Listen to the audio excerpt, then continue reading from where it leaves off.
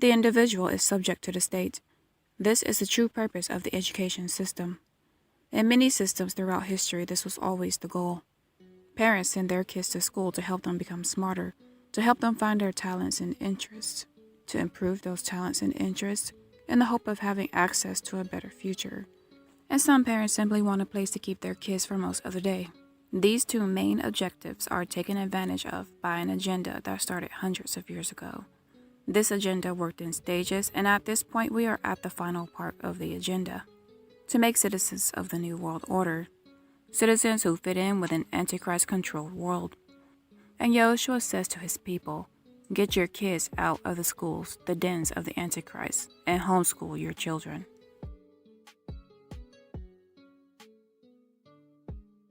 A nation that destroys its systems of education, degrades its public information, guts its public libraries, and turns its airways into vehicles for cheap, mindless amusement becomes deaf, dumb, and blind.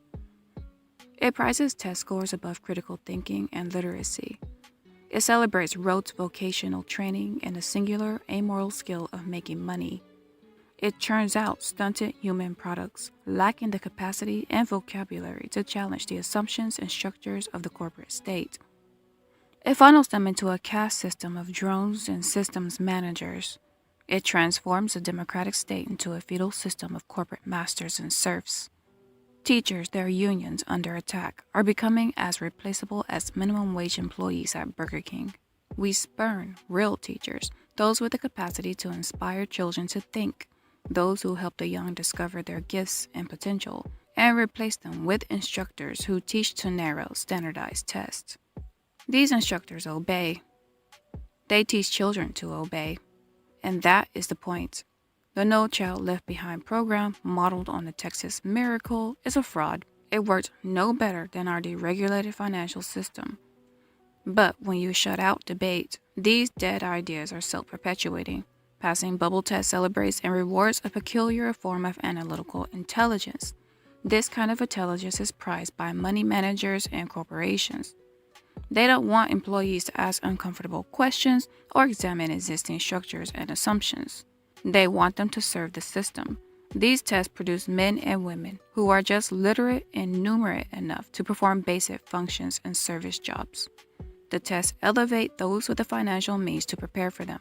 They reward those who obey the rules, memorize the formulas, and pay deference to authority.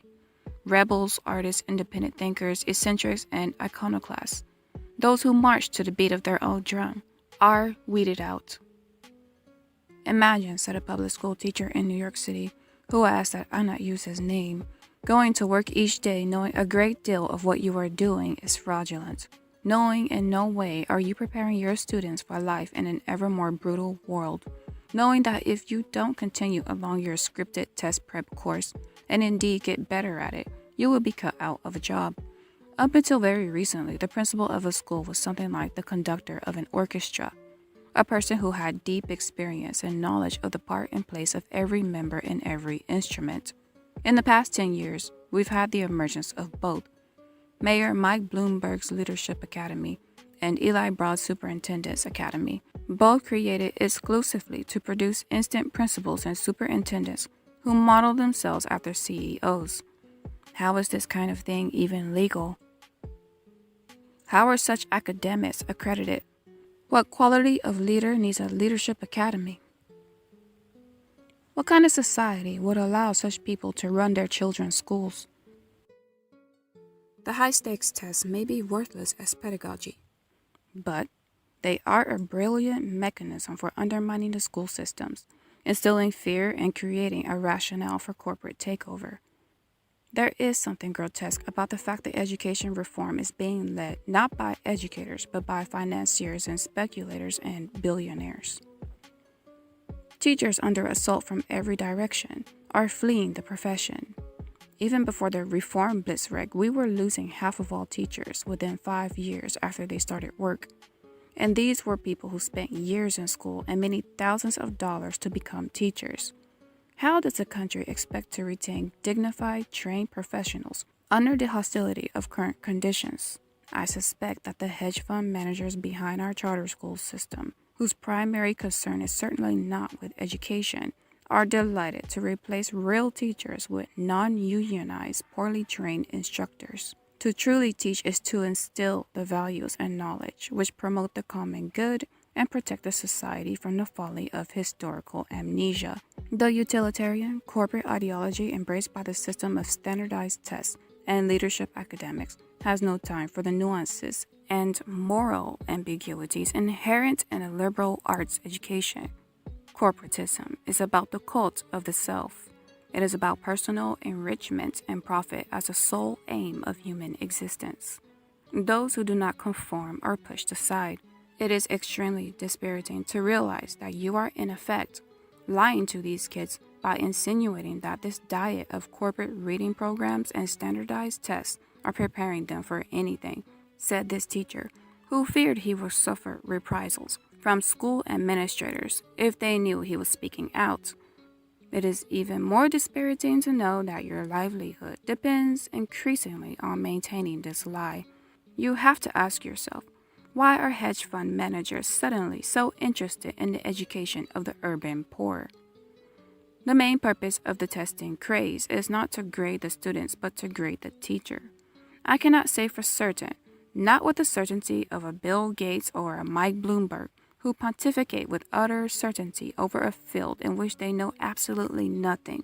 But more and more, I suspect that a major goal of the reform campaign is to make the work of a teacher so degrading and insulting that the dignified and the truly educated teachers will simply leave while they still retain a modicum of self-respect, he added. In less than a decade, we have been stripped of autonomy and are increasingly micromanaged. Students have been given the power to fire us by failing their tests. Teachers have been likened to pigs at a trough and blamed for the economic collapse of the United States. In New York, principals have been given every incentive, both financial and in terms of control, to replace experienced teachers with 22-year-old untenured rookies. They cost less. They know nothing. They are malleable and they are vulnerable to termination.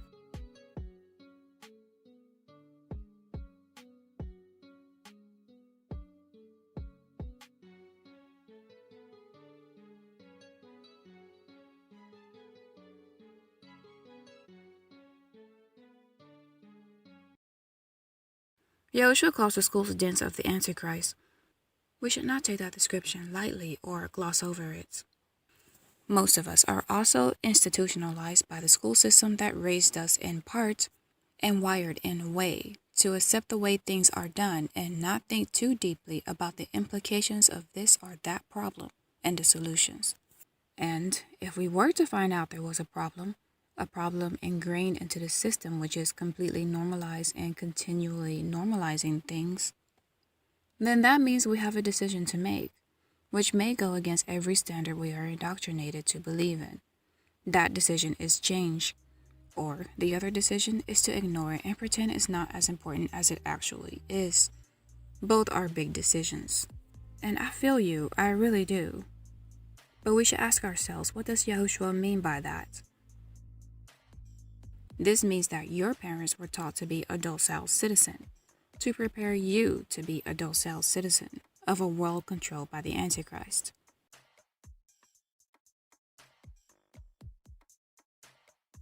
It means you were then taught this to be a docile citizen to prepare your child to be a docile citizen of a world controlled by the Antichrist to a higher degree than a generation before you.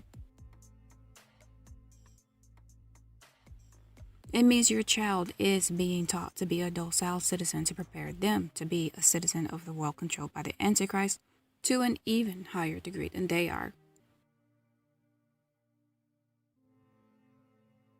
It means they will give their children over to be taught to be a docile citizen to prepare them to be a citizen of a world controlled by the Antichrist to an even higher degree than all of you were.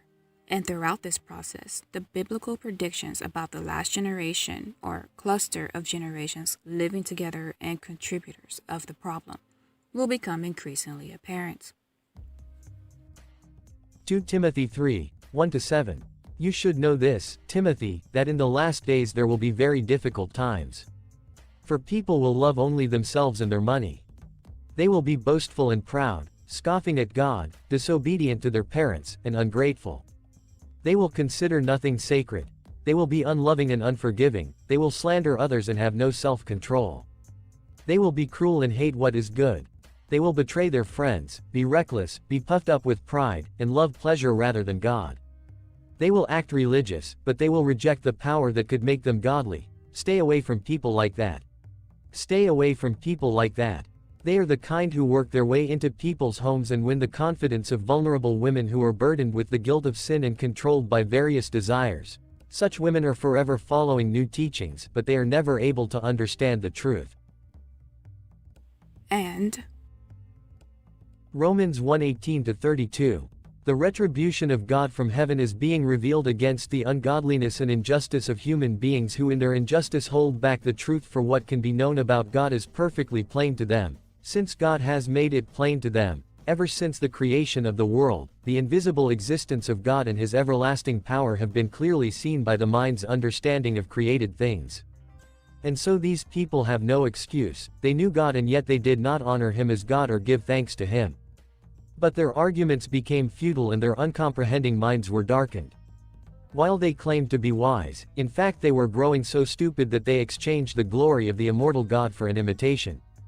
For the image of a mortal human being, or of birds, or animals, or crawling things. That is why God abandoned them in their inmost cravings to filthy practices of dishonoring their own bodies, because they exchanged God's truth for a lie and have worshipped and served the creature instead of the Creator, who is blessed forever. Amen. That is why God abandoned them to degrading passions, why their women have exchanged natural intercourse for unnatural practices, and the men, in a similar fashion, too, giving up normal relations with women, are consumed with passion for each other, men doing shameful things with men and receiving in themselves due reward for their perversion.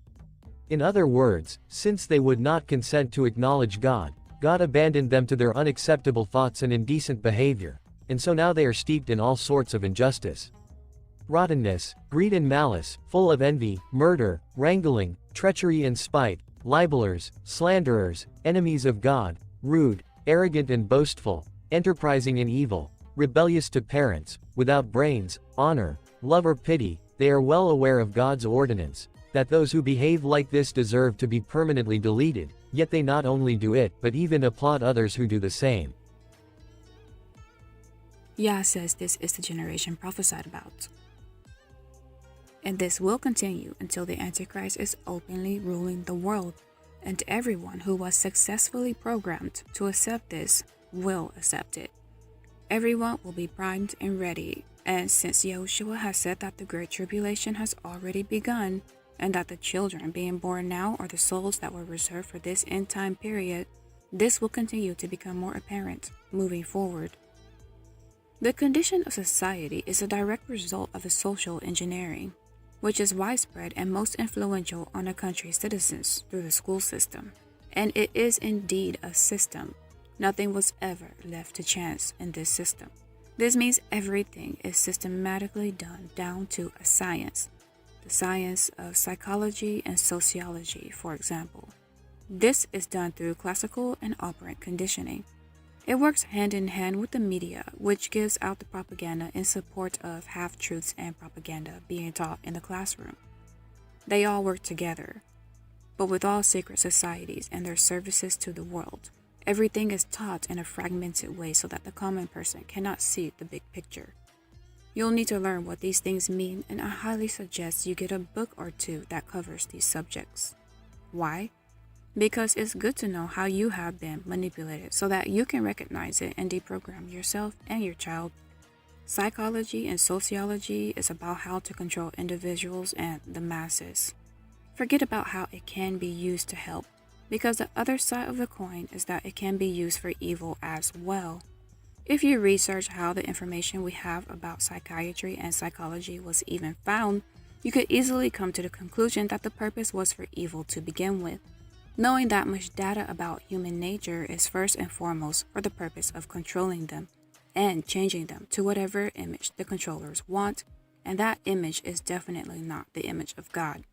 And they have a lot of data on everyone who goes through their educational system. It is a system of categorizing and profiling, leading each person where they want through propaganda and various forms of manipulation or conditioning.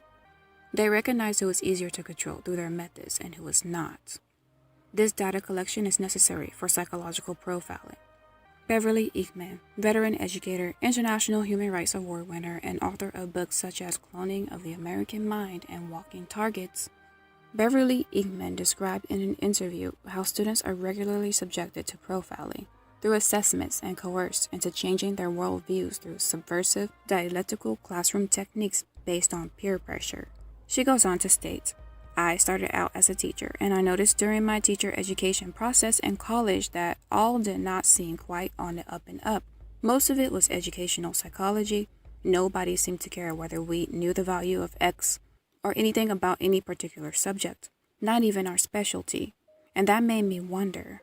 One of the professors who first came into an educational psychology class I was attending walked in and drew some concentric circles on a chalkboard and put a bullseye in the middle. Then he looked at us, tapped all these concentric circles, and said, family, religion, friends, neighbors, community, all of that is superfluous. Then he tapped the bullseye and said, ego. That's the only thing that matters. The first thing you kids need to know is there's no such thing as common sense.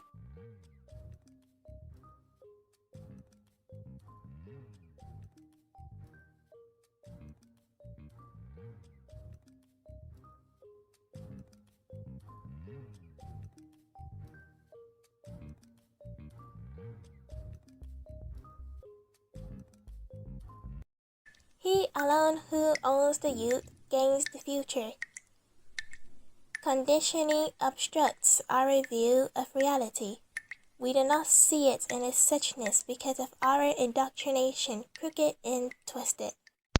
Operant conditioning uses rewards and punishments to train behavior. An association has to be made between the desired behavior and the consequence. Eating popcorn while watching a psychotic murder movie is associating the pleasure of eating with violence, for example. An intercourse scene after watching a torture, magic, or murder in the movie is associating pleasure with violence as well. And in the reality of the occult world, all these things go together. So, in reality, the audience is learning to accept this because it is a part of the antichrist kingdom.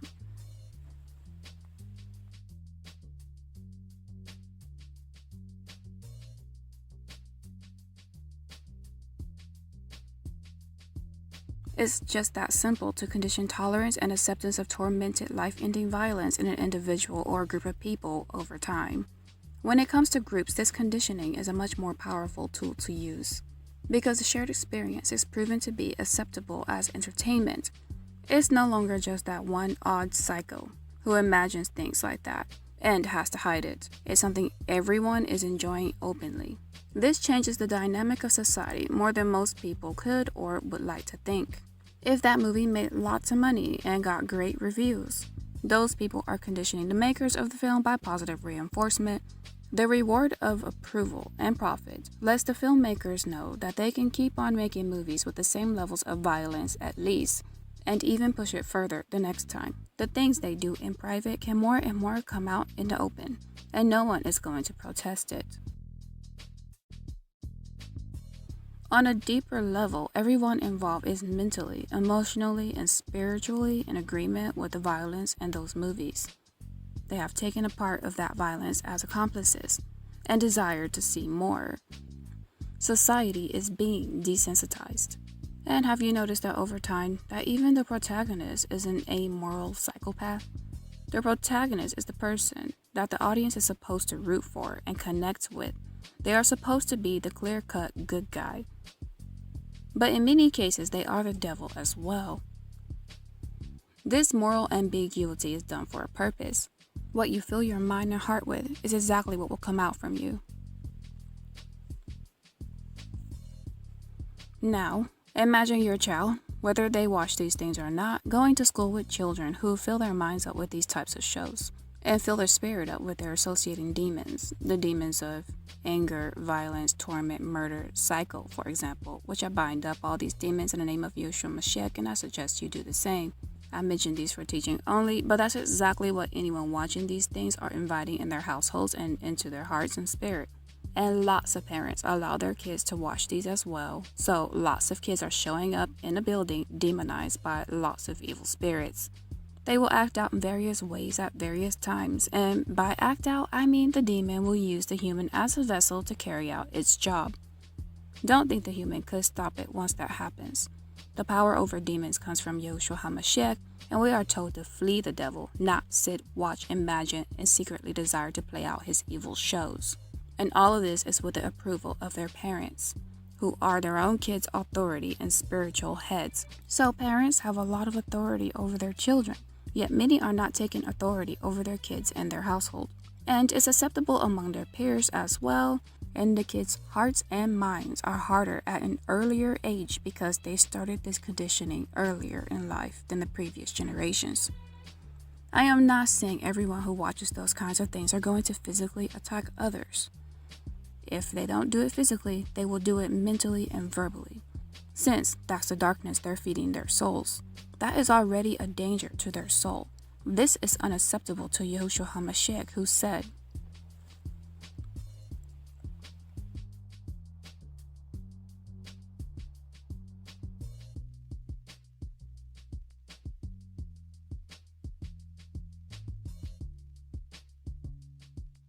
I am saying such movies are creating psychopaths, and it's not safe to be around them. Imagine, most kids in school are being conditioned to be psychopaths in and out of school. They are being trained to reenact what they have seen many times. They fantasize about this, so they desire it. And many will act out some of what they see. Some will have a strong drive to do it, and that's because they are being driven by actual demons. More specifically, from the perspective of a propagandist, this specialty is about controlling the masses. From Ellul. First of all, that the individual never is considered as an individual, but always in terms of what he has in common with others, such as his motivations, his feelings, or his myths. He is reduced to an average, and except for a small percentage, action based on averages will be effectual. Moreover, the individual is considered part of the mass and included in it, and so far as possible systematically integrated into it. Because in that way his psychic defenses are weakened, his reactions are easier to provoke, and the propagandist profits from the process of diffusion of emotions through the mass, and, at the same time, from the pressures felt by an individual when in a group. Emotionalism, impulsiveness, excess, etc., all these characteristics of the individual caught up in a mass are well known and very helpful to propaganda. Therefore, the individual must never be considered as being alone.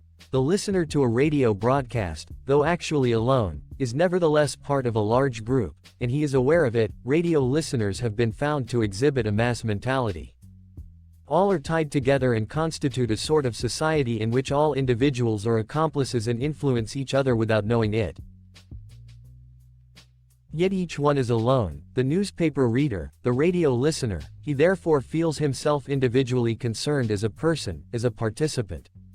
The movie spectator also is alone, though elbow to elbow with his neighbors, he still is, because of the darkness and the hypnotic attraction of the screen, perfectly alone. This is the situation of the lonely crowd, or of isolation in the mass, which is a natural product of present-day society and which is both used and deepened by the mass media. The most favorable moment to seize a man and influence him is when he is alone in the mass. It is at this point that propaganda can be most effective. In 1962, the Supreme Court ruled it unconstitutional to pray in school, effectively kicking God out of school. Commit your actions to the Lord and your plans will succeed, in Proverbs 16:3. And there are many other verses about putting God first and including God in your decisions. This is what they were doing, committing themselves and what they would do to God, keeping Him on their mind throughout their day. It is not easy to do the things or even talk about the things that are done in school today, as if they are actual topics to be discussing, when the students are not desensitized and have God on their mind. Things that are taught today will not even be a topic of discussion without severe repulsion from the thought of it. And a non-desensitized Christian would even rebuke such things openly. The fear of the Lord is the beginning of wisdom, and it begins with not only acknowledging God but also knowing to fear Him. Anyone who does not acknowledge God or fear Him is a fool according to the word of Yah. The court rejected the defendant's arguments that students were not asked to observe any specific established religion, that the traditional heritage of the nation was religious, and that the prayer was voluntary. If the child wanted to be excused from the prayer, they could be silent or leave the room. It was voluntary. That is a violation of the First Amendment according to the Supreme Court at the time. But teaching atheism, Darwinism, New Age practices, humanism, and making it a part of school curriculum, so it is therefore involuntary, is not, apparently. The court held that the mere promotion of a religion is sufficient to establish a violation even if that promotion is not coercive. They are doing so much more than promoting a religion. They are grading and teaching Darwinism thoroughly. The court further held that the fact that the prayer is vaguely enough worded not to promote any particular religion is not a sufficient defense, as it still promotes a family of religions, those that recognize Almighty God, which still violates the Establishment Clause. So the court doesn't want to promote anything that alludes to the Almighty God. And that should make one wonder, what God did the designers of the money and those who approved it trust in? And what did it mean to them to swear in anyone by means of laying the right hand on the Bible?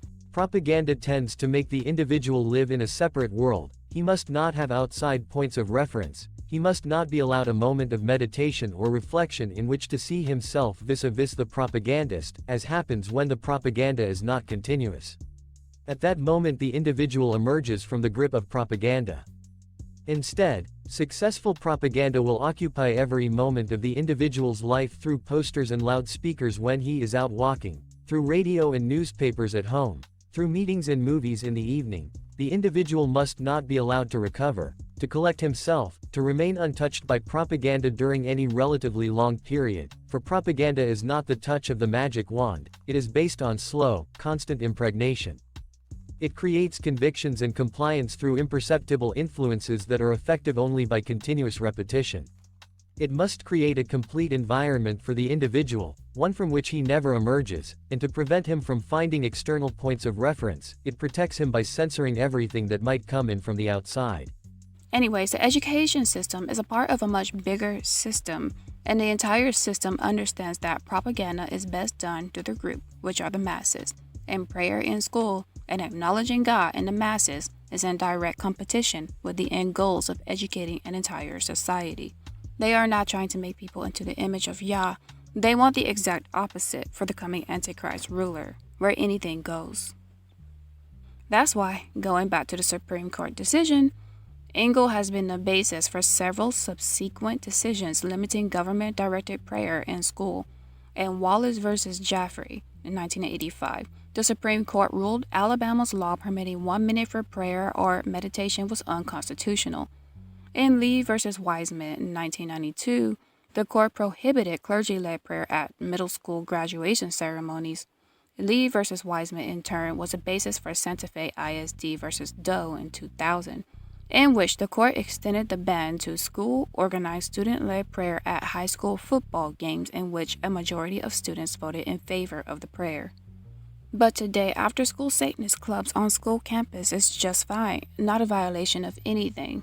They just don't want your kids to take the time to think about or seek God in school. Your government has made itself God. If the schools were Christian enough, then the conversations they are having these days cannot even happen. The old values cannot mix with the new values.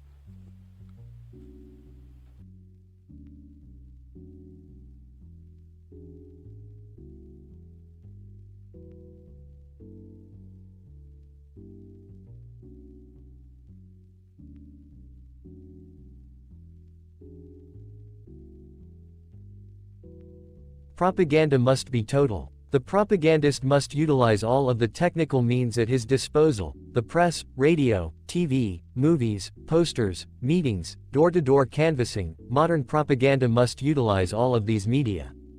Education and training are inevitably taken over. No contrast can be tolerated between teaching and propaganda, between the critical spirit formed by higher education and the exclusion of independent thought. One must utilize the education of the young to condition them to what comes later. And repeat, for every generation of new parents will be conditioned well enough outside of the old values to mindlessly allow their children to be further conditioned with new values. Now that we all understand something about operant conditioning, let's get to the classroom and see how it's used there. A third grade class lesson begins. It's about evolution. The teacher is about to tell her third grade class that the Earth came into existence starting with the Big Bang Theory, which is taught as a fact, one that will be included on the test. This is an example of coercion and peer pressure Beverly Beekman spoke of. The student, your child, is taught that all mankind are the result of millions of years of evolution and that our closest relatives are primates. Monkeys and baboons are the pictures they will show them. If your child questions this narrative, she or he runs the risk of being labeled a problematic child, to be shunned by both teachers and students should she or he not shut down their own reasoning. Because in the classroom, the teacher is the expert, not the kid, and not the kid's parents either, or whoever else is ever teaching that child outside of the school setting. Your child is being encouraged to not think for him or herself. The reward is acceptance into the community. If you have done what you were supposed to do as a Bible-believing Christian parent and taught them that Yahweh created everything, then this is just one example of the many times everything you thought you taught your child is easily undermined in this group setting. But my child learned this from me already, and he or she goes to church. They go to Sunday school every Sunday. Yeah, I remember many children in my own class also went to church. They all knew what their brand of Christianity was. I, however, did not attend church, other than the occasional visits because of a friend's invitation, of which I could probably count on one hand and still have fingers left if I thought about it long enough how many times I actually went. Nevertheless, my answer for what denomination I was when asked by my peers would be none. My mom read me some Bible stories, I read my own Bible, and that is as religious as we were. They seemed happy with themselves about their denomination naming. Imagine my surprise when my church-going denomination-naming classmates answered the questions about evolution as if they believed that stuff. I assume being Christians in general, we knew the same things that are in the Bible. I was either asked a question or I rose my hand up and I said, I don't believe in evolution because God created everything and I am made in His image. Not one classmate agreed with me. They all seemed embarrassed, actually, as if they understood a rule I wasn't aware of. God is only for the church building and no other part of life or discussion. And it's not surprising that street preaching can be met with hatred. A class full of Christian kids in the South can't even talk about it without being embarrassed. My friends corrected me and said the teacher was right because she knows more than us. Granted, she knew more than me. She also knew the agenda, understood the assignment. I did not. She was still wrong about that, though, and a part of learning is disagreeing. Agreeing with everything without asking questions, especially when they want to change an idea as important as what Yahweh has to say about our origins requires such a discussion. But that's how easy it is to teach kids junk. And that's why I said you only think you taught your kids something. You taught them nothing if it's being undermined every time they leave your house. So, we got to the test, and there were some questions about evolution. No surprise there. There were multiple choice questions, and none of the choices were correct. They were all in support of evolution. And I already said I don't believe in that. I wrote my own answer down, basically in support of God creating everything, which meant I was going to get those questions wrong on purpose because I didn't choose any of their answers. I told my mom about it later on, and though I had to try to keep my grade up to a certain point, so answering questions wrong on purpose was not the thing for me to do, my mom was nevertheless pleased with me and didn't mind that I did that. My friends, on the other hand, who saw that I didn't answer the question correctly on purpose, thought I was an idiot and would get in trouble for doing that. They were wrong. Some of them confessed that they only answered the evolution question correctly because they had to get an A. Anyone keeping track have learned a few things that day, unbeknownst to us kids, of course. Mainly, we found out who would compromise their family and religious beliefs and who wouldn't. The reward was a symbol, which meant nothing. An A. It did not mean that those who got 100 were in reality smarter than someone who got an 80 because they didn't answer those evolution questions correctly. That evolution information added nothing to intelligence at all. It only boosted their ego because the kids believed it was proof of their intelligence. If they were taught Hindu beliefs and answered the question correctly, they were no more smarter for that either. In fact, they were dumber simply for turning off their reasoning skills and spineless for not standing up for what they supposedly believed in. Do not be surprised when people you thought were Christians cave in to the temptation to take the mark. This is why you need to understand the program, to deprogram yourself if that was you in 3rd grade, for example. The reward of an easy A was enough to sell out the truth. The reward as an adult is money, status, etc. And when the mark of the beast comes out, the reward is to be able to continue paying for your mortgage and avoid bullying and avoid persecution. We were about 8 or 9 years old, and who knows how many more compromises the compromisers have done and justify all of it along the way. How much more will they compromise before it's too late? By now, this is completely normal for them and difficult to see, but once you see it, you can't unsee it. The classmates who believed the teacher were conditioned to accept a lie as a truth regardless of what their parents taught them. Their reward was simply getting a good grade and an ego boost.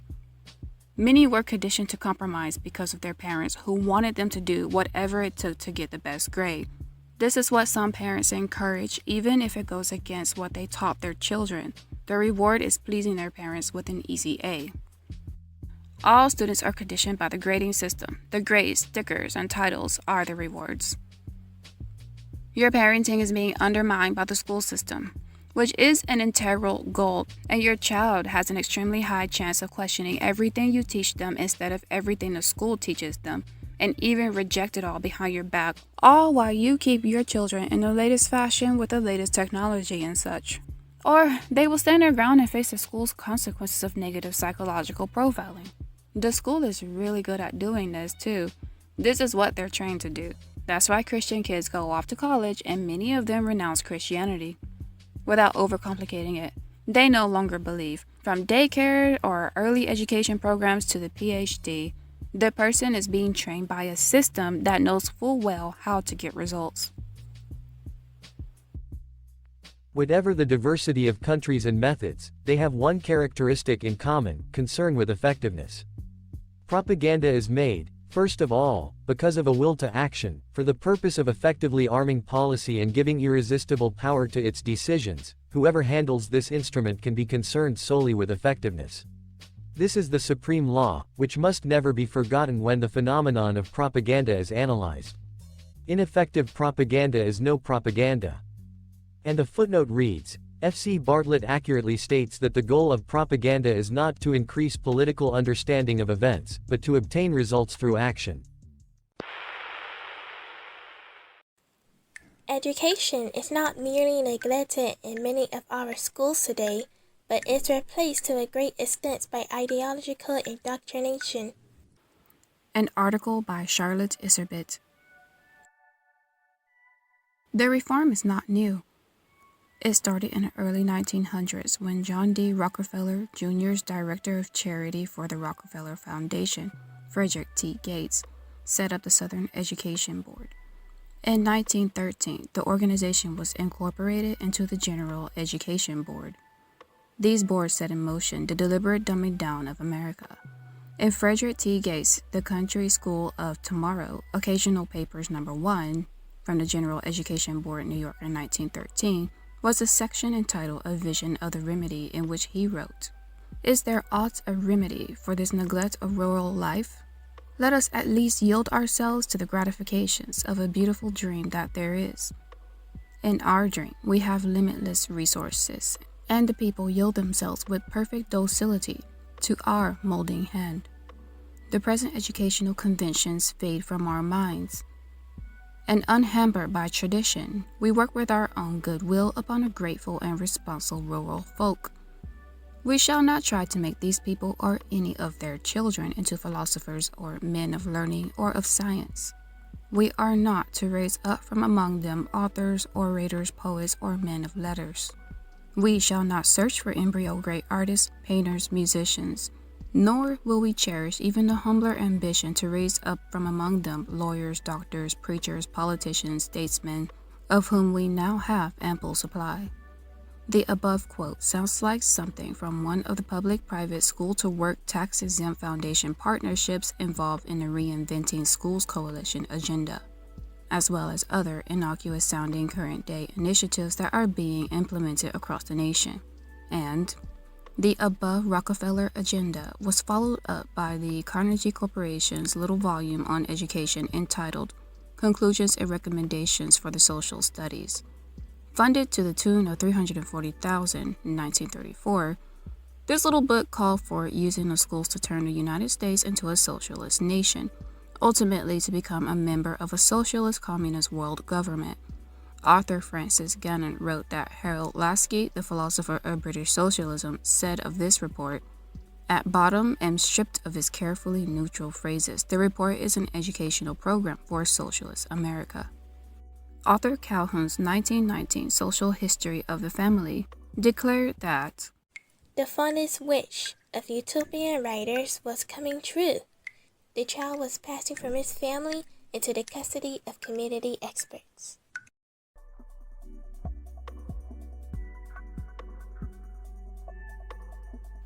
Schools train individuals to respond as a mass. Boys and girls are drilled in being bored, frightened, envious, emotionally needy, generally incomplete. A successful mass production economy requires such a clientele. A small business, small farm economy like that of the Amish requires individual competence, thoughtfulness, compassion, and universal participation. Our own requires a managed mass of leveled, spiritless, anxious, familyless, friendless, godless, and obedient people who believe the difference between Cheers and Seinfeld is a subject worth arguing about. As I watched it happen, it took about 3 years to break most kids. 3 years confined to environments of emotional neediness with nothing real to do.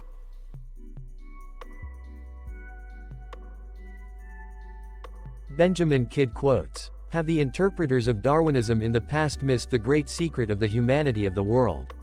It is becoming evident that all the truth there is in Darwin's great conception may be summed up in a single word: integration.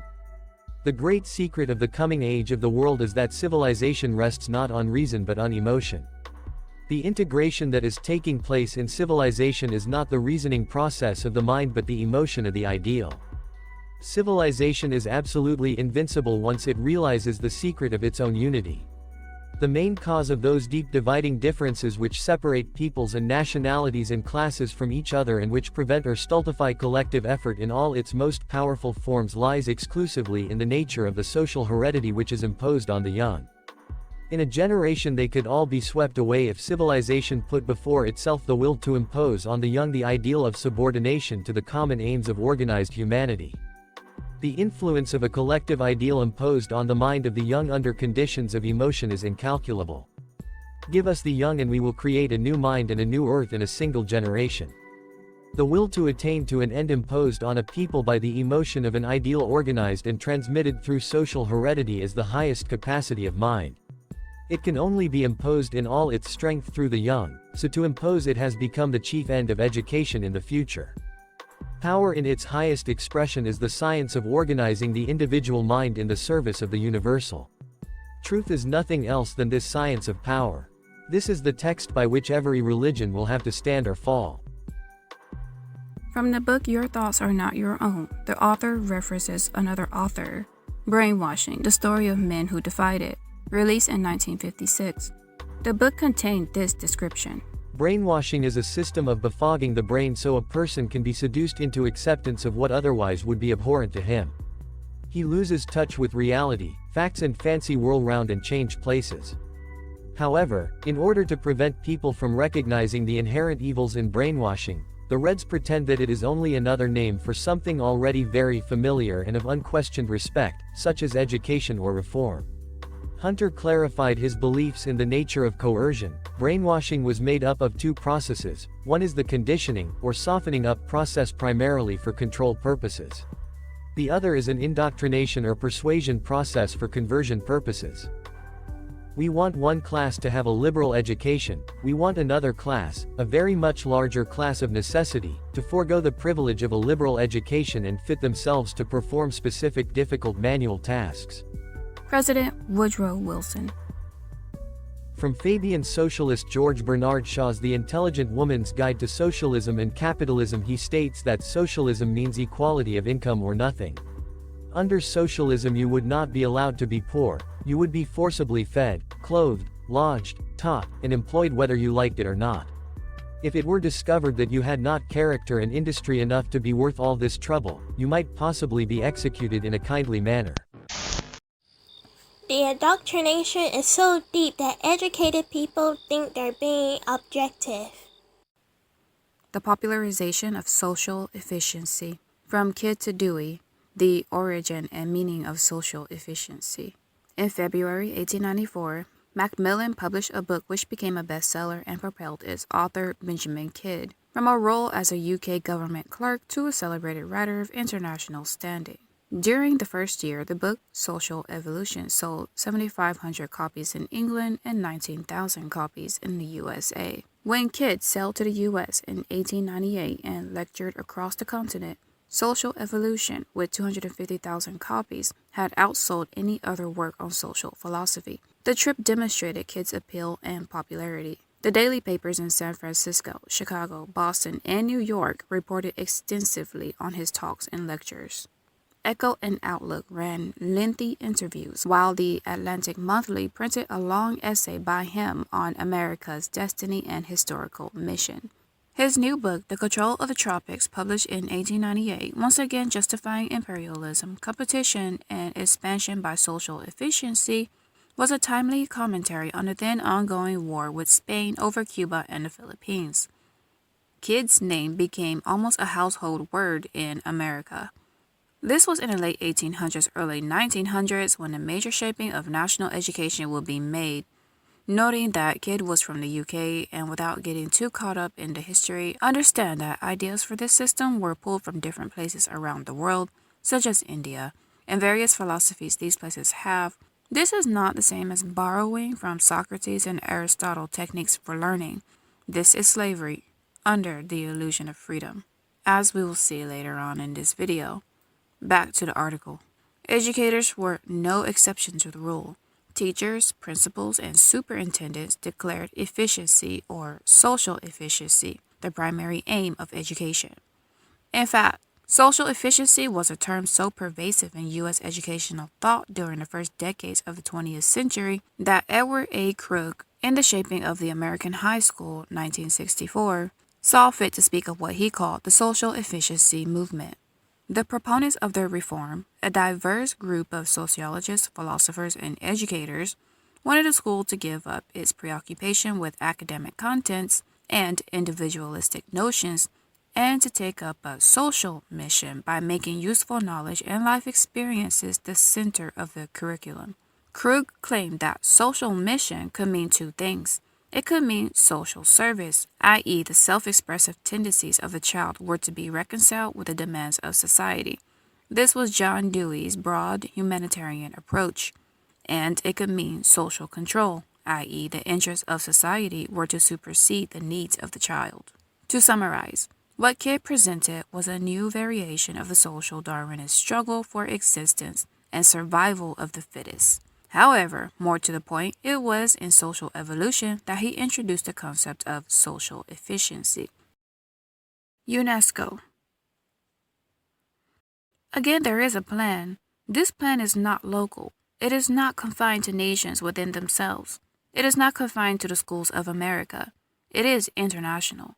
It embraces the entire human race. And the authority which is intended to emerge from this plan is no mere commissariat of education at Washington, D.C. The authority is to be worldwide. In the process of its creation, two facts emerge crystal clear. They are these. Americans are to accept and pay the commissars, even while Americans are to be molded into citizens of the world by the infinity of the commissar's global will. These statements will be documented. The documentation is precise and consists of a series of small volumes published by the United Nations Educational, Scientific, and Cultural Organization. They raise two personal issues. These are, will you permit the UN to do such things to your child? Will you permit the UN to do such things to you? And one can truly understand UNESCO only if one views it in its historical context. And viewed in this way, it reveals itself as one more step in our halting, painful, but I think very real progress toward a genuine world government. Quote from Milton Eisenhower addressing the closing session of the first day's conference on UNESCO at Wichita, Kansas, December 12, 1947, from the book The Turning of the Tides.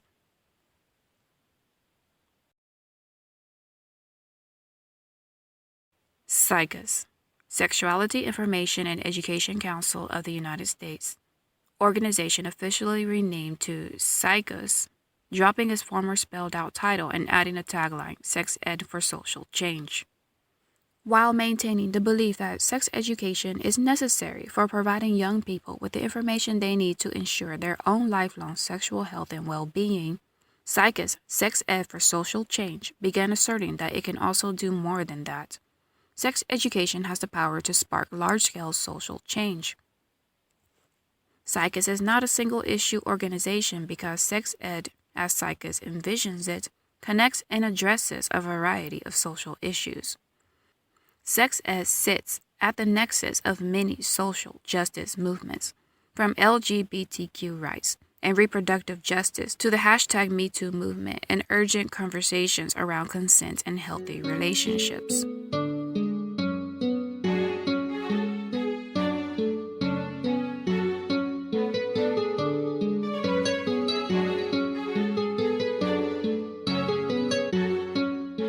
Today, SICUS continues to advocate for the rights of all people to access and enjoy accurate and comprehensive sexuality information, education, and related health services. In doing so, SICUS honors its founding mission while simultaneously working to advance a vision of sex education to meet the needs of the future.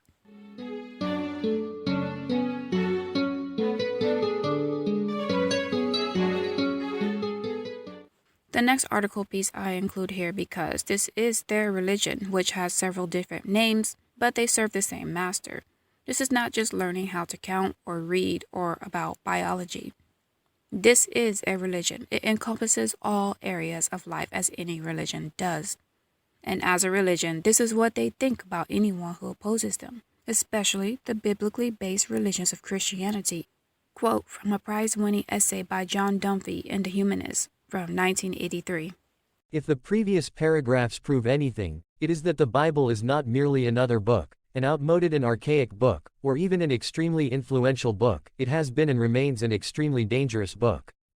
A viable alternative must be sought. That alternative is humanism. I am convinced that the battle for humankind's future must be waged and won in the public school classroom by teachers who correctly perceive their role as the proselytizers of a new faith, a religion of humanity that recognizes and respects the spark of what theologians call divinity in every human being. These teachers must embody the same selfless dedication as the most rabid fundamentalist preachers, for they will be ministers of another sort, utilizing a classroom instead of a pulpit to convey humanists' values in whatever subject they teach, regardless of the educational level, preschool, daycare, or large state university. The classroom must and will become an arena of conflict between the old and the new, the rotting corpse of Christianity, together with all its adjacent evils and misery, and the new faith of humanism, resplendent in its promise of a world in which the never-realized Christian ideal of love thy neighbor will finally be achieved. Then, perhaps, we will be able to say with Tom Paine that the world is my country, all humankind are my brethren, and to do good is my religion. It will undoubtedly be a long, arduous struggle replete with much sorrow and many tears, but humanism will emerge triumphant. It must if the family of humankind is to survive.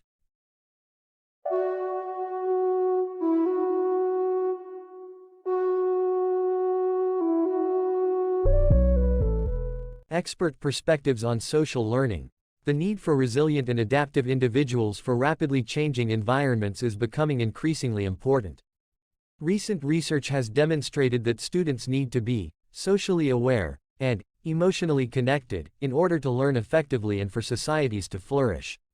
Social and emotional learning is key to building both emotional and intellectual intelligence in learners and can also play a pivotal role in achieving peaceful and sustainable societies. Societies flourish when they are obeying Yah, not when they go out of their way to be a lawless nation, as America and everyone who follows their lead is doing. The wicked ones in charge know this, but they say things like this anyway. Why? Because there is a false peace they are looking for, the world ruled by the antichrist. Though that is not peace, That totally anti-God society where all lawlessness is permitted is what they want. And by lawlessness, I am referring to anything Yah has said is sin. So, social emotional learning is therefore not key to any kind of intelligence. As I mentioned before in this video, the beginning of wisdom is the fear of Yahweh. But in this piece already, they are trying to take YAHUSHUA out of the equation of a peaceful society, yet YAHUSHUA is the Prince of Peace. And that means only through YAHUSHUA can a society experience peace. And also, when they say things like flourish, they mean the opposite. The chaos and destruction is what they want. The flourishing is for those at the top only. As long as they can have their way, they will consider themselves flourishing, and that includes every dark thing involved in the occult, which at the moment is only presented openly as fictional but will be practiced publicly as reality. That's what they mean by that. Dr. Kimberly A. Schonert-Reichel is the director of the Human Early Learning Partnership HELP, an interdisciplinary research unit focused on child development in the School of Population and Public Health in the Faculty of Medicine at UBC. Known as a world-renowned expert in the area of social and emotional learning (SEL), her research focuses on identification of the processes and mechanisms that foster positive human qualities such as empathy, compassion, altruism, and resiliency in children and adolescents. In the first place, this lady works for some organization with the acronym HELP. And I want to say, teaching your kids how to read and write at a preschool and kindergarten level along with colors and other stuff is not difficult at all. So help yourself and teach them this stuff on your own. You literally just have to say and repeat, and they will copy whatever it is you do and say. There is no need for early learning outside of the home. Parents need to understand how much damage can be done during these early years by others. All you gotta do is take some time to teach them. You can literally just draw a letter in the sand and teach them what it is, and they will learn it. All of those positive human qualities sound good on paper. Instead of looking for morals and values from people and organizations, we are to look up what Yahweh says is good. It's in His Word, the Bible. Lists like the one mentioned makes people feel self-righteous and good apart from YAHUSHUA, the Savior, and the only one who can make us righteous. They have set their standards apart from God. We must set our standards by His Word. And in this way, they are doing their best to ignore God and prove that they don't need God. There is a way that seems right to a man, but in the end, it leads to death. No one following these people and organizations' rules closely are righteous. This is self-deception. And notice how people who follow their man-made rules are so proud of themselves and look down on others for not doing things like recycling or turning the water off after 5 seconds or whatever else they came up with to save the world and all. These rules have a way of making us feel better than others for following them. But tell those same people that their lifestyle is a sin, even if they claim to be saved, and many will not change and actually follow Yahweh's rules. Why is that? Like those of you who know that the name of the Messiah is YAHUSHUA, or you could say Yahshua, yet you insist on calling him by a man-made Greek name which has no meaning. That's what YAHUSHUA said, by the way. But you probably follow many rules that are really just SDG and SEL WEF agenda rules. By the WEF for crying out loud. And the Messianic Jews who do the same by saying Yeshua. That's not his name. His name has to have his father's name in it too. So which rules are you following? This woman was asked, so you clearly realized at that point that it isn't just about academics, there's a bigger connection with the kids. She answered, yes, it was about helping them become people. My job as a teacher wasn't just for them to read math, but more about helping them feel good about themselves and their relationships with others. Well, let's address this now. What does she mean they are helping them become people? We should all know by now that Abba Yahweh has said that over half of the population of the world are not human. So I wonder if her students are majority non-humans. That is possible. As I was saying in conversation the other day with my husband, one must be very picky about who they mate with because these kids, a lot of times, ain't normal. And let's just say that you send your kids to a building filled with them, and hopefully they don't fall in love with them. Are 100% humans even having babies at the same rate as non-humans? Anyways, this is the parents' job, to help their children become the adults they want them to be. The Bible says to train up a child in the way he should go, and when he grows, he won't depart from it. So all parents have to do their own due diligence. However, whoever is raising a child up will get the same results. They will not depart from the way they were raised. And do you really know what values your teachers are going to be instilling into your children? The job of a teacher is to teach that subject, not to make them feel good about their untrained, rebellious, foolish selves, and learn to have no shame in unlawful relationships with others. That's not something to feel good about.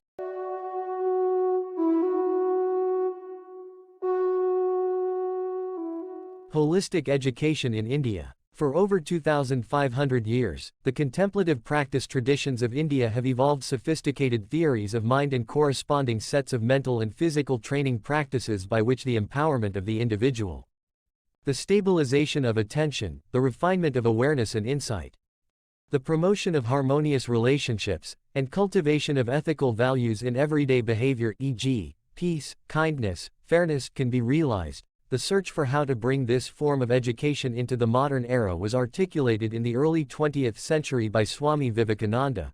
We need the kind of education by which character is formed, strength of mind increased, the intellect is expanded, and by which one can stand on one's own feet. Whatever happened to separating church and state? Are we not recognizing Hindu as a religion? Does the Supreme Court not reach as far as UNESCO? So, students will learn to incorporate Hindu practices. This is compromise and idolatry. No matter how much they apply scientific terms and studies, this practice is not in line with the Bible. It breaks the commandment that says not to have any other gods, and Hinduism has hundreds of false gods, by the way. It also breaks the commandment not to bow before them.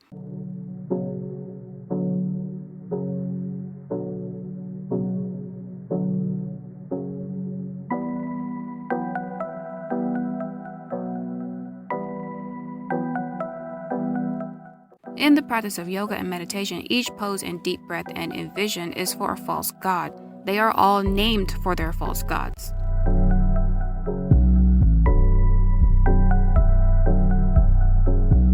The harmonious relationship and context of Hinduism is the end goal of their practice. And by participating in those, the child invites the demons associated with this into them. People who were once yoga practitioners who have stopped have had to be delivered of these demons. You can check out their testimonies. This is not something to play around with, but for decades, yoga has been pushed on America as a benign and helpful exercise for physical and mental health. So most people are desensitized and ignorant of the true evil of this practice. And ignorance or age doesn't matter to the spiritual world. A willing vessel is a willing vessel to any demon. And again, they use nice buzzwords like character. No one can disagree with having better character and intellect, right? Wrong. A saved person can't disagree with anything that is evil, regardless of so-called pros. And you should first and foremost determine this before accepting any of these things. The character they are speaking about is, again, outside of the knowledge of the Holy One. That type of character is useless, and we can see this in society. They have been taught this in the school system, yet all kinds of crimes and dishonesty is on the rise. And for all these teachings, we have found ourselves in the end of the end times, the most wicked of the generations, the most evil time in history. Most people dismiss the gradual downhill slope this world is on because they normalize everything and say, well, it's always been like this. This is one reason YAHUSHUA comes as a thief in the night to so many. So I am saying, pay attention. It's getting worse.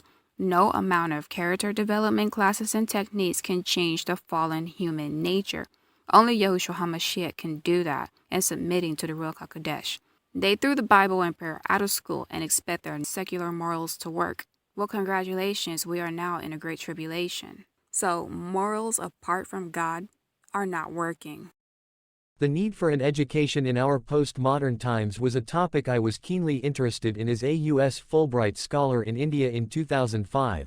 I studied a specific subset of innovative schools that were using contemplative practices like meditation, chanting and recitation of prayers, being in nature, the arts, philosophical inquiry, yoga and service as primary experiential modalities of values education. These schools were all in one way or another seeking to provide a high-quality values education focused on the development of attention, prosocial values, and ethical behavior, e.g., heart and hand, alongside a high-quality academic education, e.g., the head.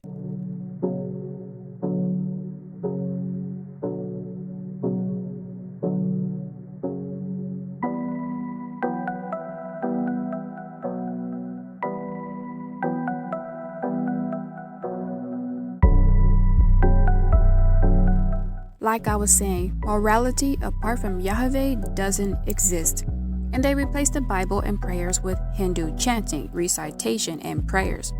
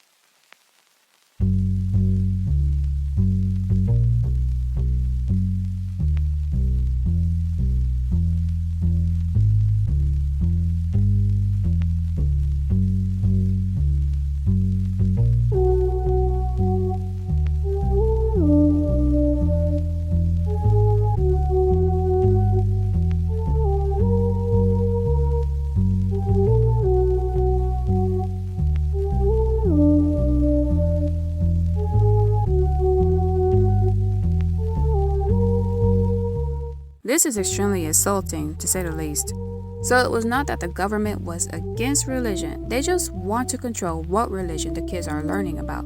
They did not want them learning about Almighty God from the Bible. Instead, they wanted them to learn about something that would fit in with the antichrist religion when he is ruling the world openly. In our research, for instance, we found wide variation in students' understanding of and self-reported engagement in these various contemplative practices. In fact, only about 50% of the students we surveyed reported engagement in the practices they were asked to do in school. Furthermore, students ages 12 to 15 reported a desire to know more about the why behind these contemplative practices and values exercises and how doing them might actually transform personality. Nonetheless, many students reported receiving benefit from doing the practices despite less than optimal engagement or understanding of them. They are creating a desire for the occult in these students. That's exactly what they're doing. And it should not be shocking, because even so much as watching occult-themed movies creates a curiosity and desire for the occult. It doesn't matter which one. The devil is in charge of them all, and all of them will lead people to hell if left unrepented of. I mentioned earlier that doing these things in your heart or your mind is the same as physically doing the occult practice. And many students reported receiving benefit from doing the practices despite less than optimal engagement or understanding of them. These students got results despite not understanding what they were doing. Ignorance doesn't matter to the spiritual realm. Even if you think you're just doing something for health, or as long as your heart or your mind is in the right place or you have the right motives, it doesn't matter. A willing and open vessel is a willing and open vessel for these demons.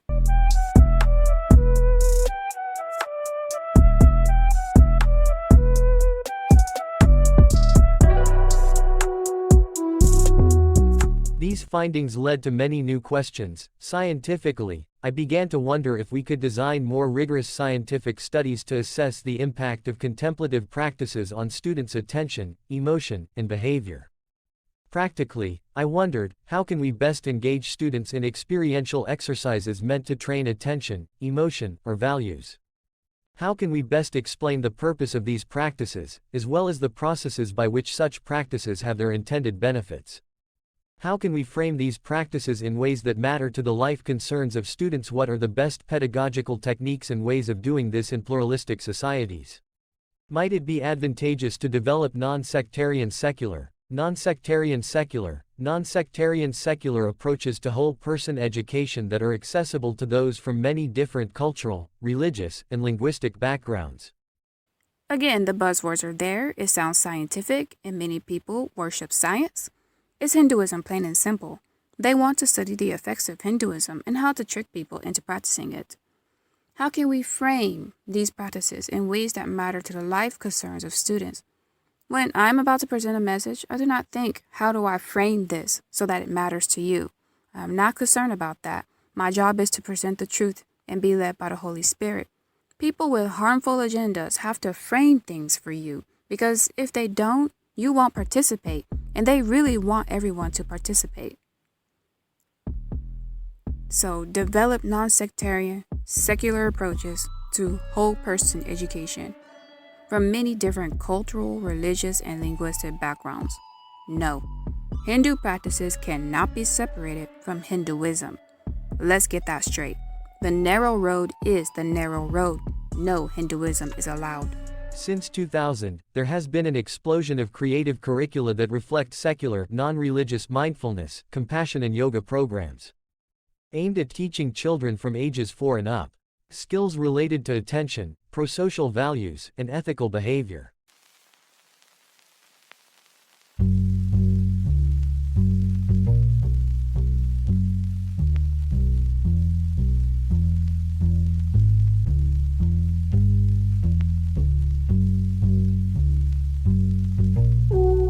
Based on adaptations of ancient wisdom, these programs involve experiential practices designed to help students develop calm, clear, and kind states of awareness in a context of personal growth and ethical values such as curiosity, open-mindedness, open-heartedness, and caring for others. That ancient wisdom is the ancient practice of Hinduism. See how they were referring to a false religion as ancient wisdom? But the living word, the Bible, they say is outdated, needs to change and be edited for the modern world.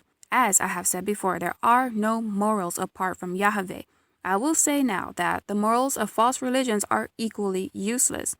The one we should be looking to for pro-social values and ethical behavior is the Holy One of Israel. All children 4 and up should be taught this instead of how to dance like a stripper and feel good about themselves while having pro-social ethical behavior. Such practices might involve being in nature, doing art, learning physical sequences of movements, e.g., Tai Chi, yoga, engaging in guided imagery, contemplating existential questions, or practicing meditation. No to yoga and Tai Chi. Most people don't even know the meaning behind these Eastern spiritual practices, but they're not for the saved. No to guided imagery meditation. No to practicing Hindu meditation. None of that.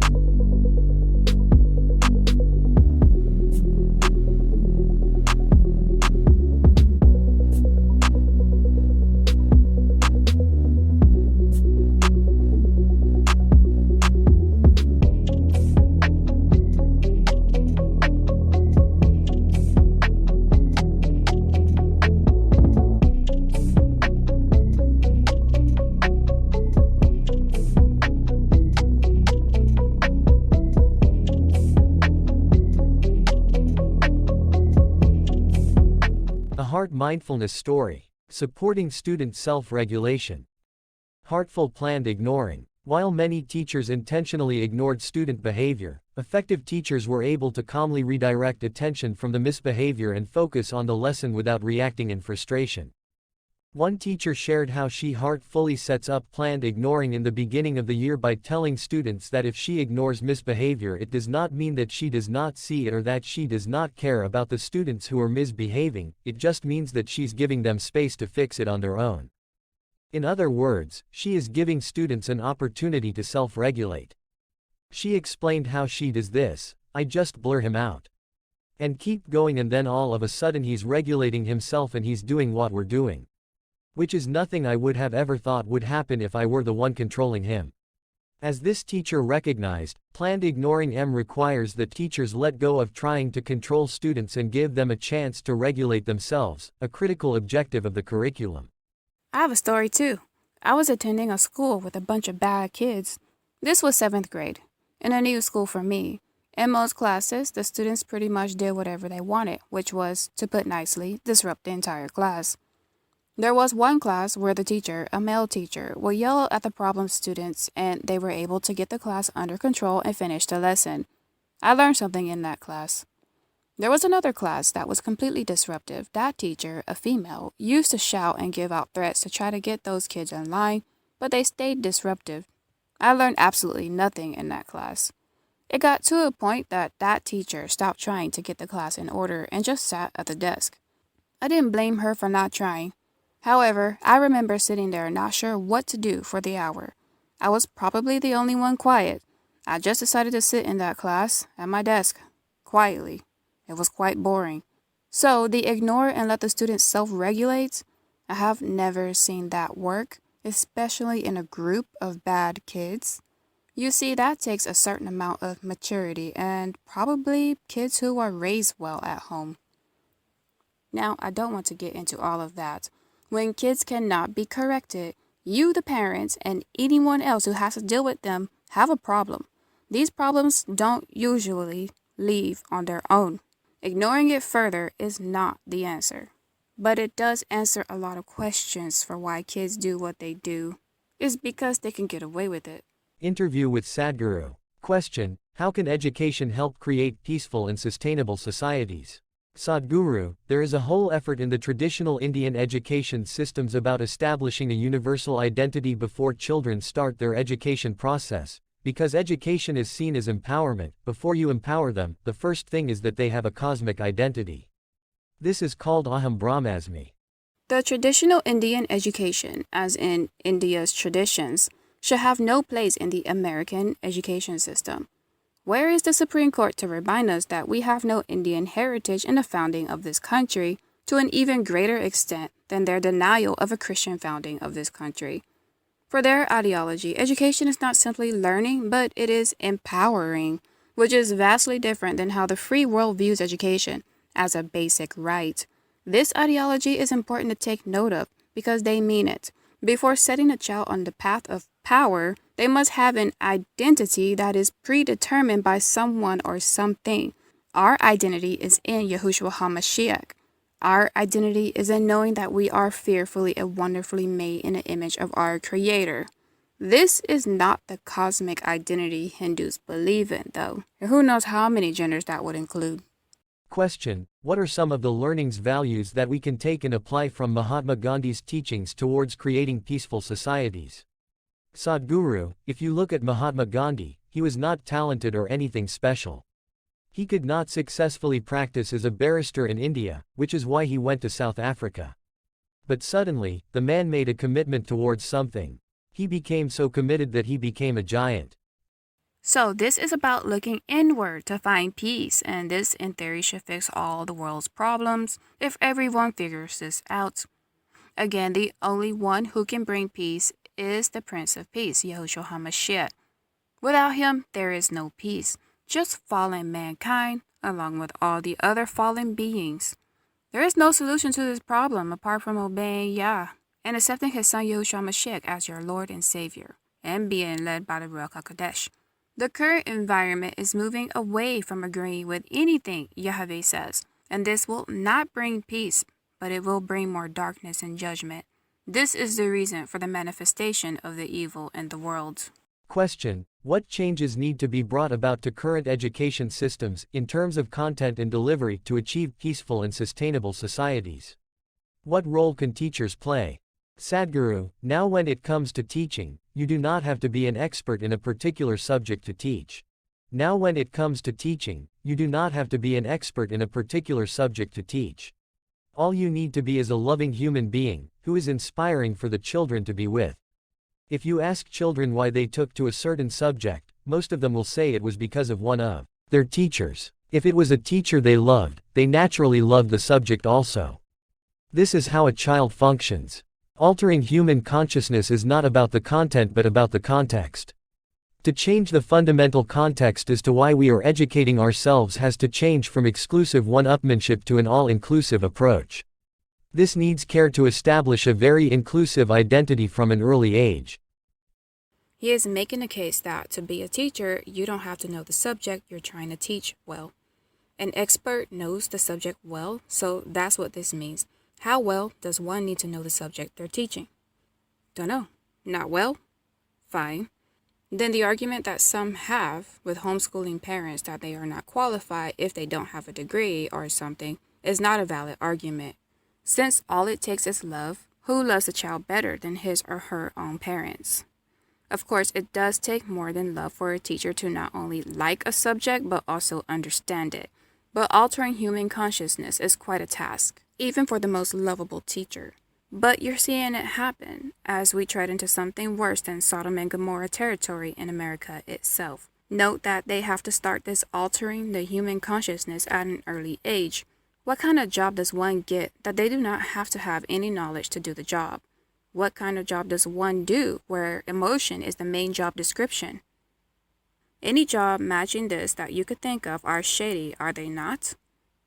Question: what do you imagine the 21st century classroom to look like? Sadhguru: soon, a simple gadget will know more than the entire university knows. Schooling as we know it, in the next 10 to 15 years' time, could become absolutely meaningless because knowledge-wise everything will be available. The burden of carrying information, assimilating it and expressing it in the world will soon be gone. So maybe there will be no such thing as a 21st century classroom. The day is coming when children need not go to school at all. Instead, this is the time for human beings to truly unravel and explore their consciousness. Should this transition take place, then they are preparing people to be useless, to only think about what's going on within themselves. If people can be concerned solely with themselves, then no one will question the transition. And remember that education is seen as empowering. So take this power away, and what does that make people? And since the machines are the most educated in this scenario, then who or what is in power? Let's not leave out that it was necessary for the child to have a cosmic identity, and this must be used for something. Something that is integrated and useful for the peaceful society they say they want. Remember the previous questions I asked in the section before this one. What kind of future job do you think will require no education? Question: what role can technology play in our education systems to help create a culture of peace? Sadhguru: because of technology the power of one's muscle has been neutralized. It is how much intellectual power you have that is deciding things right now. Again, as muscle power was taken by the machines, if intellectual power is taken by the machines, naturally human beings will dig deeper into their consciousness. If everything that you can do a machine can do in future, that will be a great day, because that means we are on a holiday. We don't work for a living. The power structure will shift. And maybe that's part of the real reason why they want people to be their type of resilient and adaptive. Now, if you study human nature even a little bit, you can understand that people are going to be angry and frustrated about this, and they are going to blame something or someone or some group for this. Should this happen, digging deeper into consciousness will be necessary to escape in the way that gamers and drug addicts escape reality. Or you can just have the outlook they are pushing, owe nothing and be happy, not that they care. This gives me the sense that we people are making a weapon that will be used against us to make us obsolete. And that is the road we are on. But Just because the power structure shifts does not mean the brainwashed people are still not taking orders. Question: what are some of the key values, skills, and competencies individuals need to be equipped with to deal with the pressures of an external environment? Sadhguru: the only problem in your life is the world is not happening the way you think it should happen. A bit of it happens your way, a bit of it my way, a bit of it somebody else's way. The world is always going to be like this, it's never going to happen 100% the way you want it. That's not the problem. The biggest problem is this: you are not happening 100% the way you want. If this one person was happening the way you want this person to be, definitely you would keep yourself blissful, not miserable. When you are an issue yourself, how can you deal with the world? Only when you are no more an issue you can deal with the outside issues to the best of your ability. This is why my work is to offer tools and methods from the yogic sciences for every individual to manage one's own body and mind to their full potential.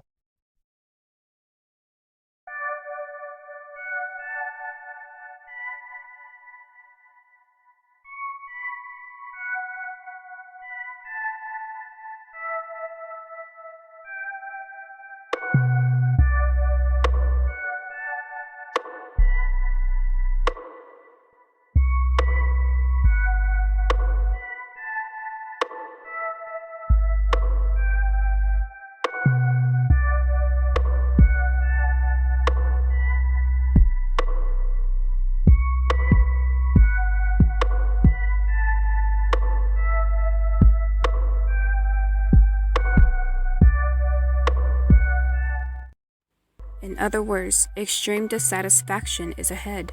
This is why we are exposing these false beliefs so that you don't rely on demonic tools such as yogic sciences to manage yourself.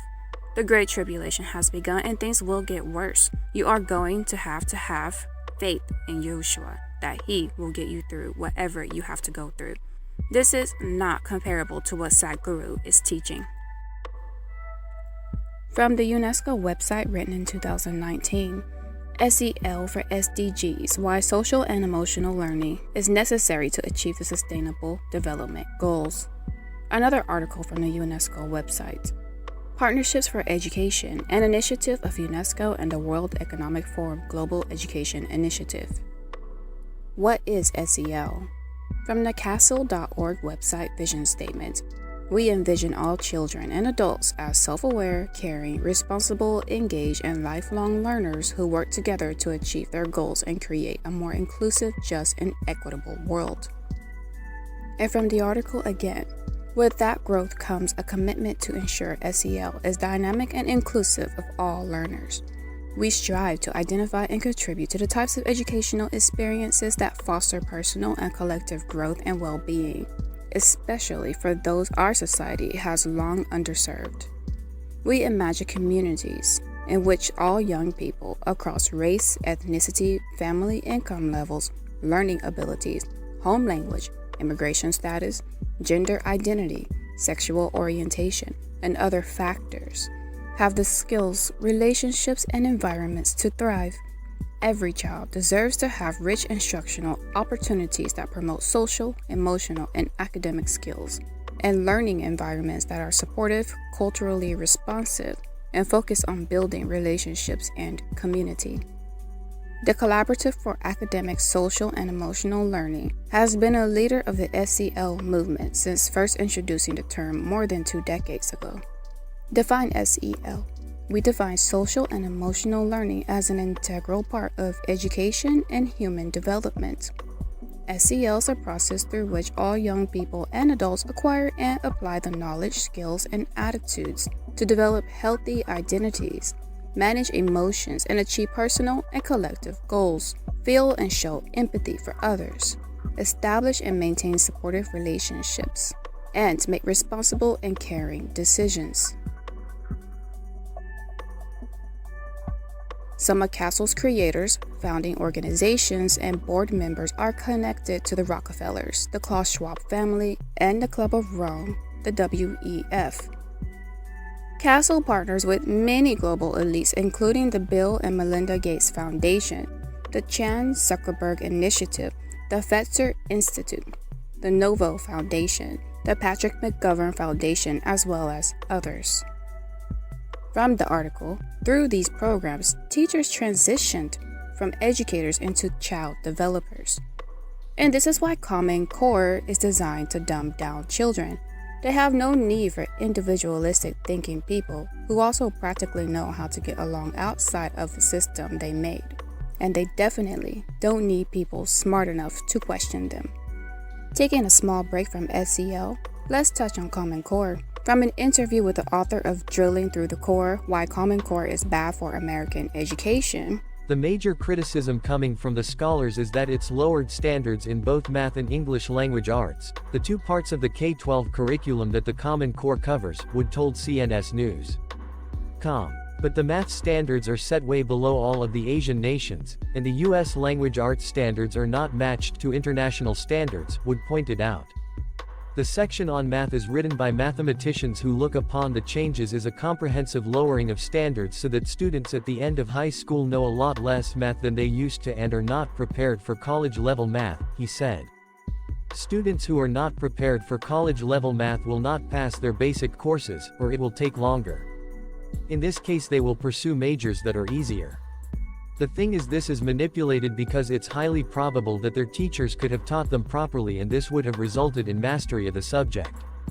This is a setup unless the family has resources to counter this and faith in their child's ability to learn. Because when the teacher is saying your child is slow or whatever, many parents just believe it and don't try to test the theory. Scholars also panned the curriculum's major de-emphasis of English literature. The teaching of literature is not abandoned, it's downgraded, so you end up with a very fragmentary and impoverished view of what language can do, he continued. The Common Core has this peculiar emphasis that language exists to convey information. One of the results of fetishizing information is that the texts get fragmented, and there's no distinction made between work of imaginative power and work that's purely utilitarian in order to treat everything as a kind of encyclopedia entry. And I want to add that this type of reading is extremely boring and can discourage children from reading. This is very dangerous because social media is shorter and more interesting and non-readers will think they are getting good information from sources like Twitter. This is mentally lazy and boring books encourage this. He also stated, the problems with Common Core math start in first grade and accumulate from there. So the only way that students who plan on getting STEM degrees in college can catch up is to take math instruction outside their high school, he noted. I want to add that making subjects like math unnecessarily difficult also discourages kids from wanting to do the work of solving problems, plus they will not understand the practical uses of math by doing it the long drawn-out way. As far as English language arts, it puts a big burden on families to introduce their children to a more systematic and richer reading program than they're going to get in school. And back to SEL, reading from The Dangers of Social Emotional Learning. The era in which we find ourselves is the Fourth Industrial Revolution is characterized by a fusion of technologies that is blurring the lines between the physical, digital, and biological spheres. Charles Schwab. Later in 2020, Mr. Schwab, at the launch of The Future of Nature and Business, stressed the need for a new labor force as biotechnology and artificial intelligence redefine what it means to be human. The elite saw an opportunity to implement a reset of public education and create a workforce for the 4IR. That workforce would not waste time on academic skills that future computers would perform, but rather veer towards the soft skills of social interaction and emotion, skills computers do not perform. The Committee for Children, an organization that offers SEL programs for schools, defines SEL as the process of developing self-awareness, self-control, and interpersonal skills that are vital for school, work, and life. With such vague definitions, the danger of SEL lies with the form and substance of the programs, as the tendency is to teach students to embrace new age techniques. Also, SEL can serve as a catch-all umbrella under which different social, emotional, and mental health programs may operate. Public school administrators have the authority to implement any program they deem fit under the SEL category. For example, CRT, gender choice, and sexuality. Not concerned about the morals, the potential dangers of SEL loom large and dark over our children. With SEL and technology, futurists and transhumanists found a way to transform education toward what they perceive as a newly tooled soft-skilled workforce. With the problem of future needs for dumbed-down workers solved, they now proceed full speed ahead with their bioengineering of chips implanted in human bodies of workers to potentially collect data through AI to create a Chinese-style social credit score. Already, big business and high-tech companies embrace SEL as good for the world. One of the world's largest consulting companies, McKinsey & Company, includes a division dedicated to AI technologies. In 2020, the company noted social, emotional, and technological skills are becoming more crucial as intelligent machines take over more physical, repetitive, and basic cognitive tasks. Elon Musk founded Neuralink Lab to develop ways to link computers and brains through chip implants. He has stated that he will be able to plant computer chips in human brains by the end of 2022. At this time, he hopes to enable people with disabilities to become functional.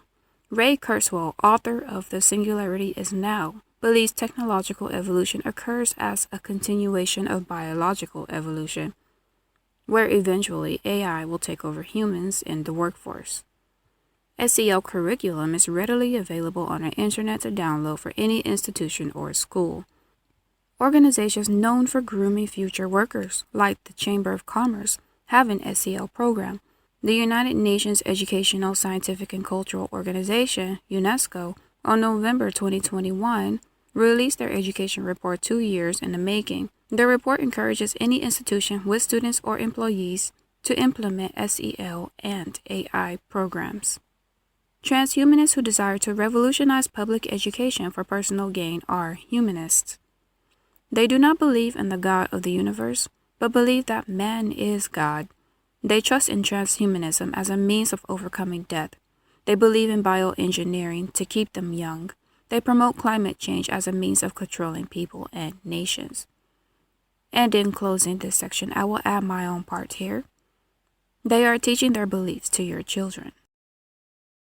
Freedom from indoctrination ought to be a basic human right for all children. For those who stubbornly seek freedom, there can be no more urgent task than to come to understand the mechanism and practices of indoctrination. From the book, The Blank of the Mind. Every culture institutionalizes certain forms of behavior that communicate and encourage certain forms of thinking and acting, thus molding the character of its citizens, to the degree that the individual is made an object of constant mental manipulation, to the degree that cultural institutions may tend to weaken intellectual and spiritual strength, to the degree that knowledge of the mind is used to tame and condition people instead of educating them. To that degree does the culture itself produce men and women who are predisposed to accept an authoritarian way of life. The man who has no mind of his own can easily become the pawn of a would-be dictator. We understand that the system of education is concerned with social engineering. The kind of work necessary for a more technological future is different from the kind of workers needed for the preceding industrial revolution. The kind of propaganda for the New World Order at this point is different than the first stages of socialist propaganda in early America. Growing up, I remember hearing it takes a village to raise a child. That's not exactly biblical. One of the first things we learn about the beginning of mankind is a basic, straightforward, perfect setup of the family. A man, a woman, committed to each other and separated from their former family, their parents, having children together, taking personal responsibility to pass on morals and values that will be acceptable in society and to God. The rearing of the child is the sole responsibility given to these parents, not the village. Every decision the parents make to give away some of the responsibility of raising their children to others, whether the others are good or bad, is spiritually the parents' responsibility before Yahweh as well as legally in a land of the living. Now that the whole world is technologically connected, the village or community is made up of any and everyone who can type or record an opinion. You cannot raise godly children with the consensus of the multicultural, multi-religious village.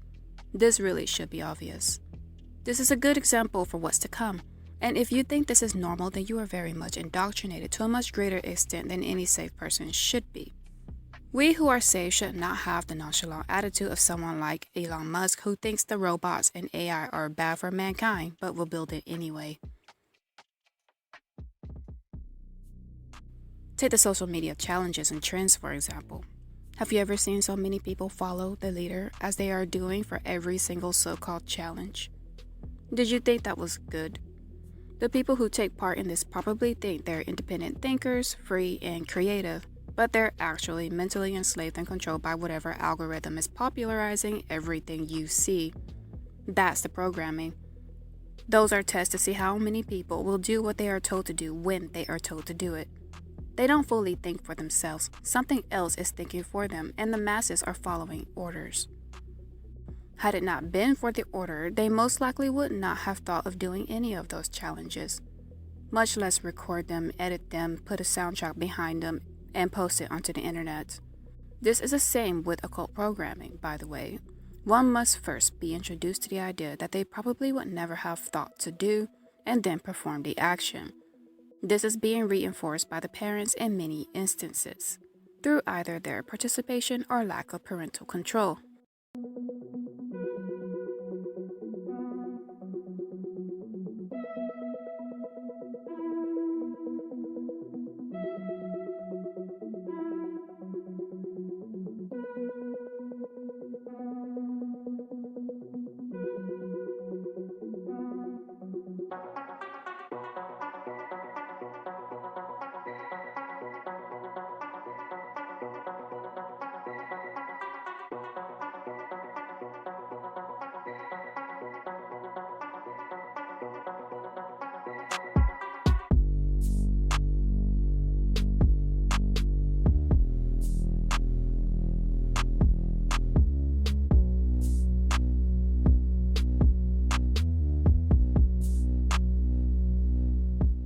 Now, when something is bound up somewhere, that means it's stuck, and it takes either parenting or learning the hard way for children to wisen up and get rid of their foolishness. Now, I know that this seems like a huge digression from the topic, but parenting is exactly what social engineering has encroached upon. Many don't want to discipline, and they want to give the raising of the child to others, including AI. I remember when people jokingly talked about the television being the babysitter. The truth of that statement is that parents found that they could practice lazy parenting by putting their children in front of the screen. That was just a start. It's become normal to give our most precious asset to everyone else. Our future. The following articles are an example of the road the social engineers are on. Advanced artificial intelligence could one day off everyone, and there would be nothing we could do to stop it, MPs have been warned. Reaching this stage, known as superhuman AI, could be achieved by the end of the century, they told the Science and Technology Select Committee, warning of a literal arms race among nation states and tech firms. Michael Osborne, professor of machine learning, called for global regulation to stop tech firms creating out-of-control systems that could end up eliminating the whole human race. The evidence was heard as part of a government inquiry into the risk posed by AI and how it can be used in an ethical and responsible way.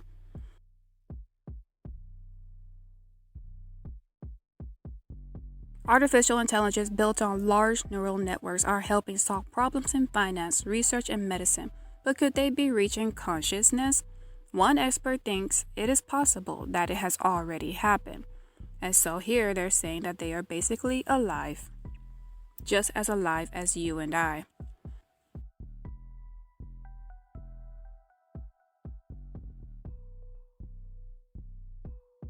A UN panel agreed Friday to move ahead with talks to define and possibly set limits on weapons that can end without human involvement. As human rights groups said, governments are moving too slowly to keep up with advances in artificial intelligence that could put computers in control one day. Advocacy groups warned about the threats posed by such ender robots and aired a chilling video illustrating their possible uses on the sidelines of the first formal UN meeting of government experts on the lethal autonomous weapons systems this week. More than 80 countries took part.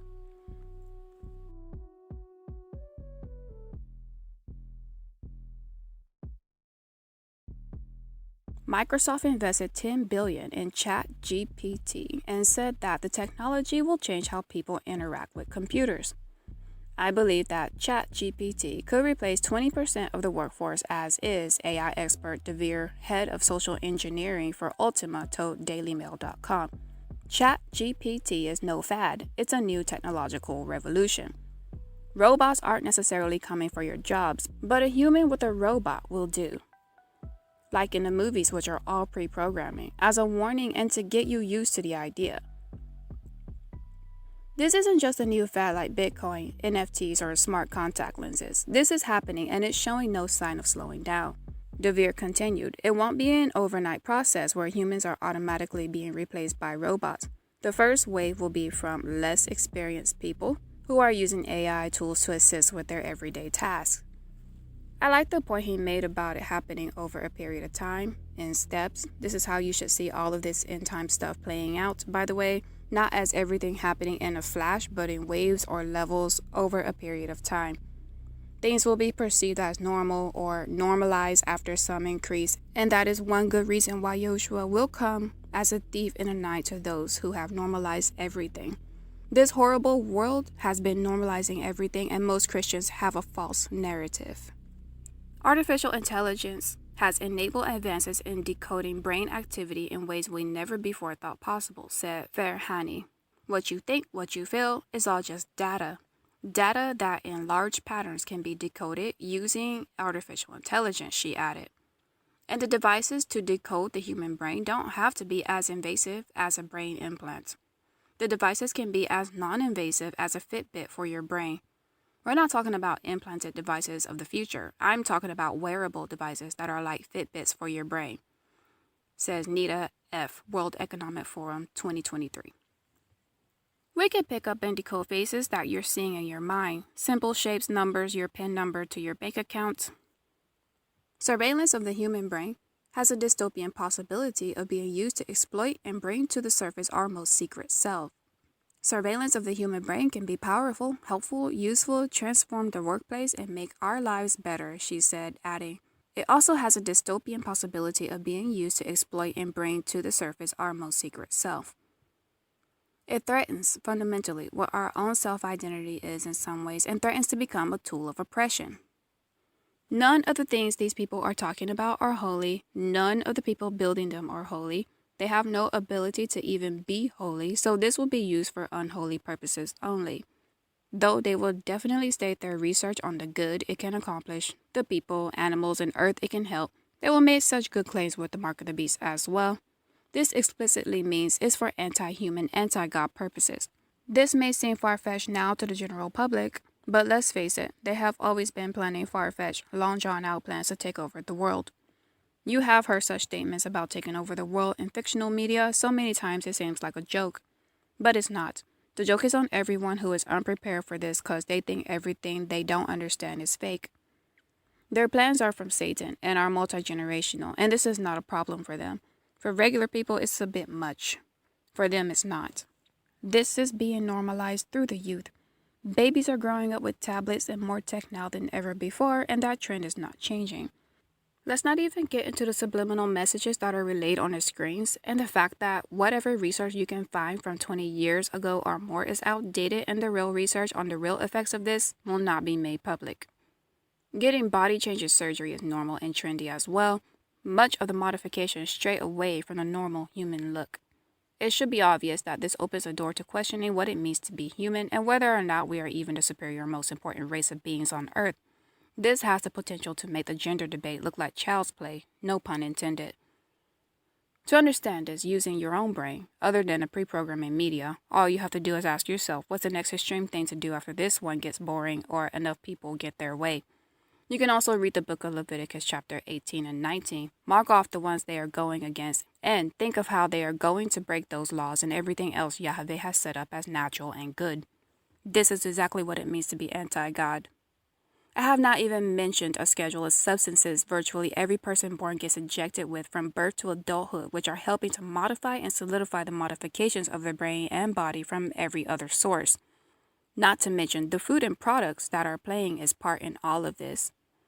Don't think that it has to be that 100% of the people will accept drastic changes. It only has to be enough people, and it has to be that the rest of the people who don't accept such drastic changes are lukewarm. they don't do anything about anything except complain in an echo chamber and vote for one party or another, which are just two wings of the same bird.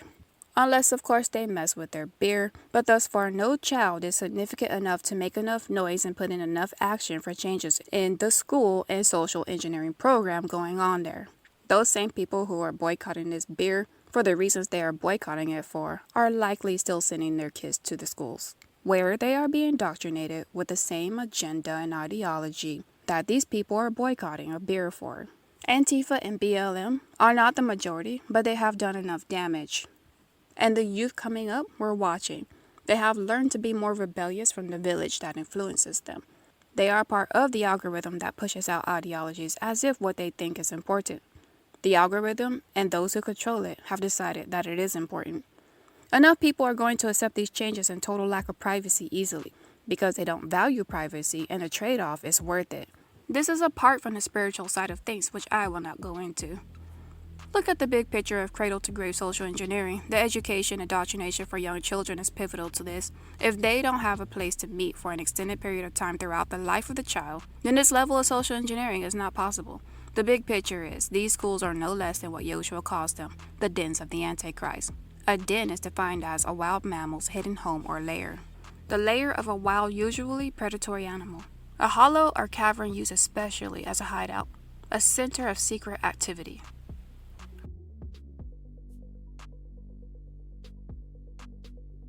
The final surrender of the robot man.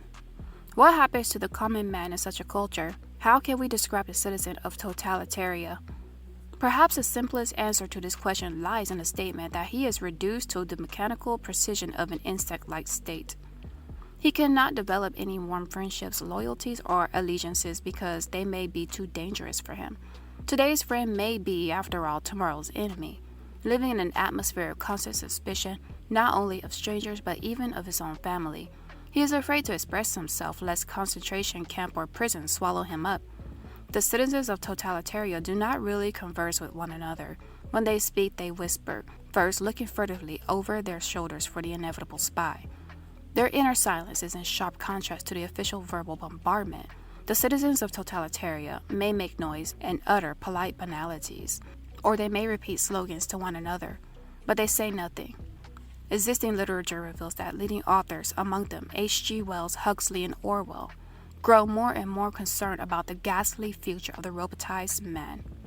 Trained as a machine on the standard of conformity, they translate for us the common fear of a mechanized civilization. In totalitarian, the citizen no longer knows the real core of his mind. He no longer feels himself an I, an ego, a person. He is only the object of official barrage and mental coercion.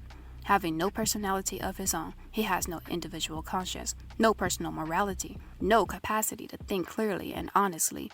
He learns by rote. He learns thousands of indoctrinated facts and inhales dogma and slogans with every breath he draws. He becomes an obedient pedant, and pedantry makes people into something resembling pots filled with information instead of individuals with free, growing personalities. Becoming wiser and freer implies selective forgetting and changes of mind. This we accept, this we leave behind. Alert adjustment requires a change of patterns, the capacity to be deconditioned, to undo and unlearn in order to become ripe for new patterns. The citizen of totalitarian has no chance for such learning through unlearning, for growth through individual experience.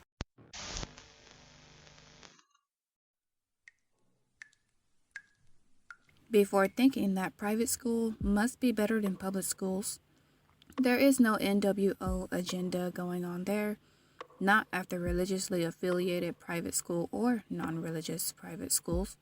Think again. The first thing to think about is that all teachers are going through the same indoctrination process to get their government-accredited credentials. This is inescapable.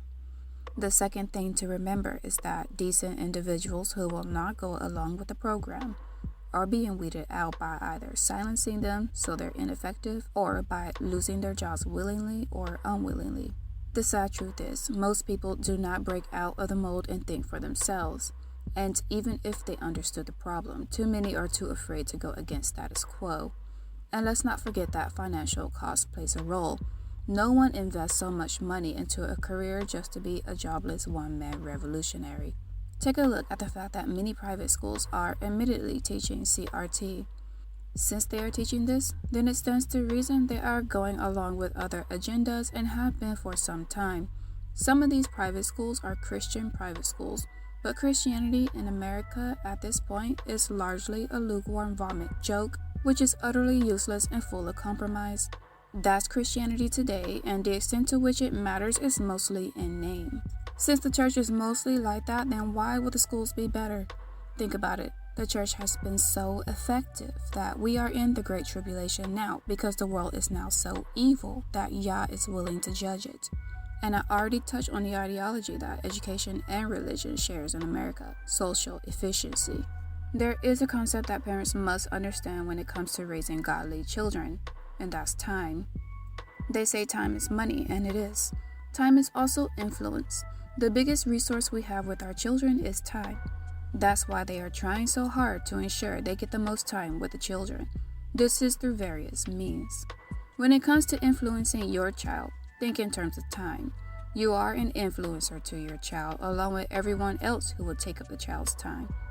That would be social media, television, teachers, daycare, family, and friends.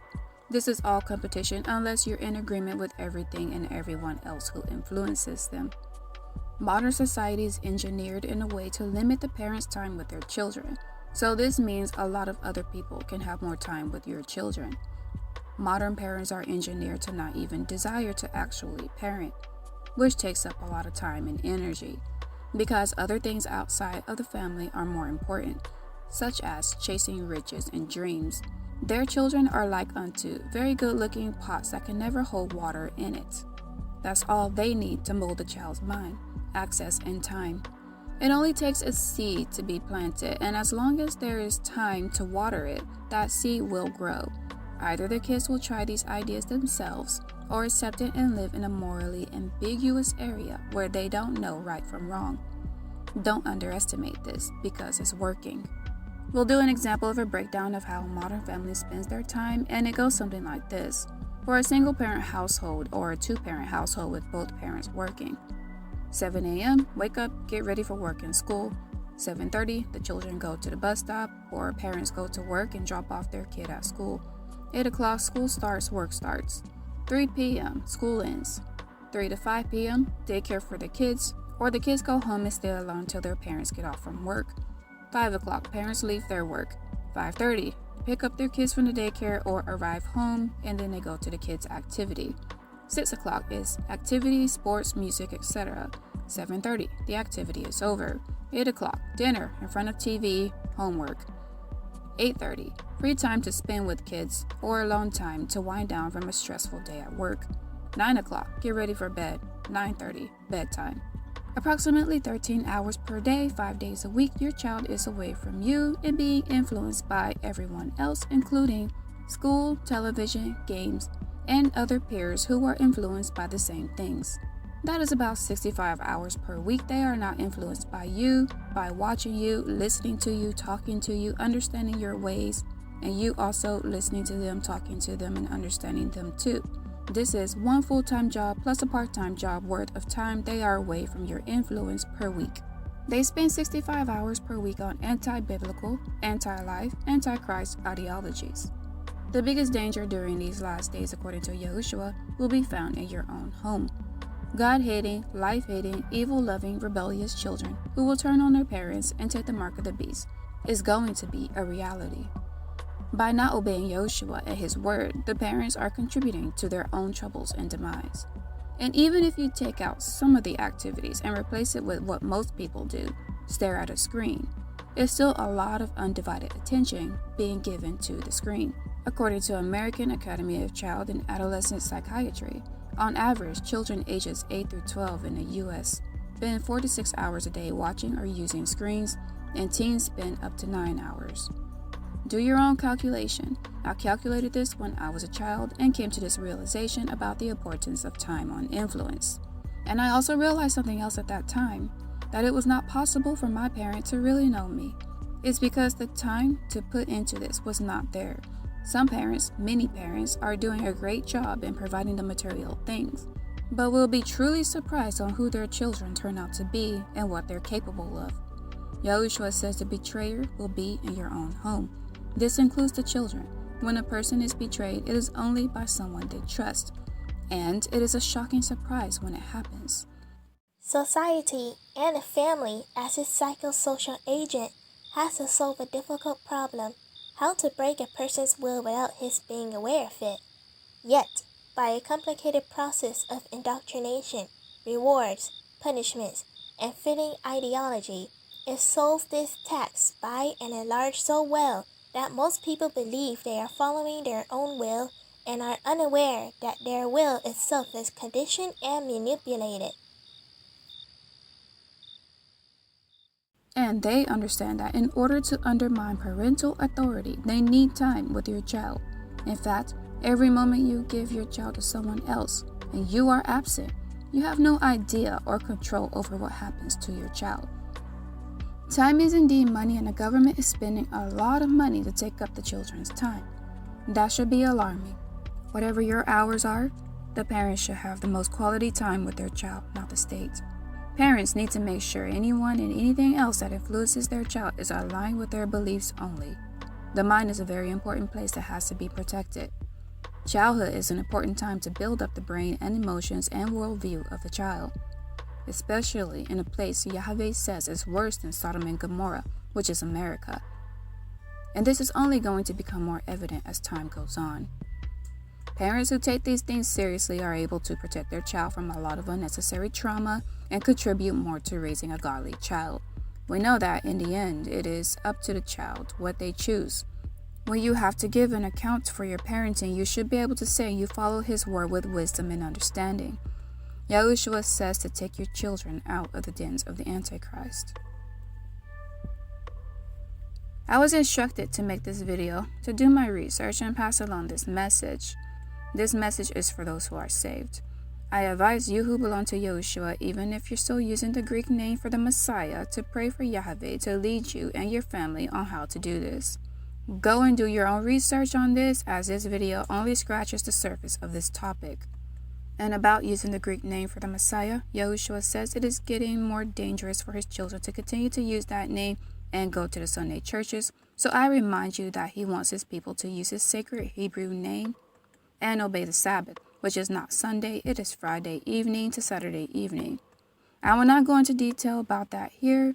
We have other videos that explains that for you, and you can do your own research on the subject. It's not difficult to do. As a watchman of Yah, we are here to warn and give the messages Yah sends through us, and there will be a time when Yahweh no longer answers any prayers in the Greek name most Christians are using, not even salvation prayers. So you might want to watch our other videos to learn more about this warning. We had our own reasons to take our child out of school and homeschool back in the day.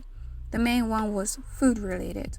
It was because when I put my daughter in preschool, they refused to give her the lunch I made for her. I made her lunch because she had allergies, certain ingredients she cannot eat. I let her teacher know this via letter the first time my daughter came home with her lunch uneaten. I asked my daughter why she didn't eat her lunch, and she informed me that the teacher made her eat the school lunch and would not allow her to eat her own.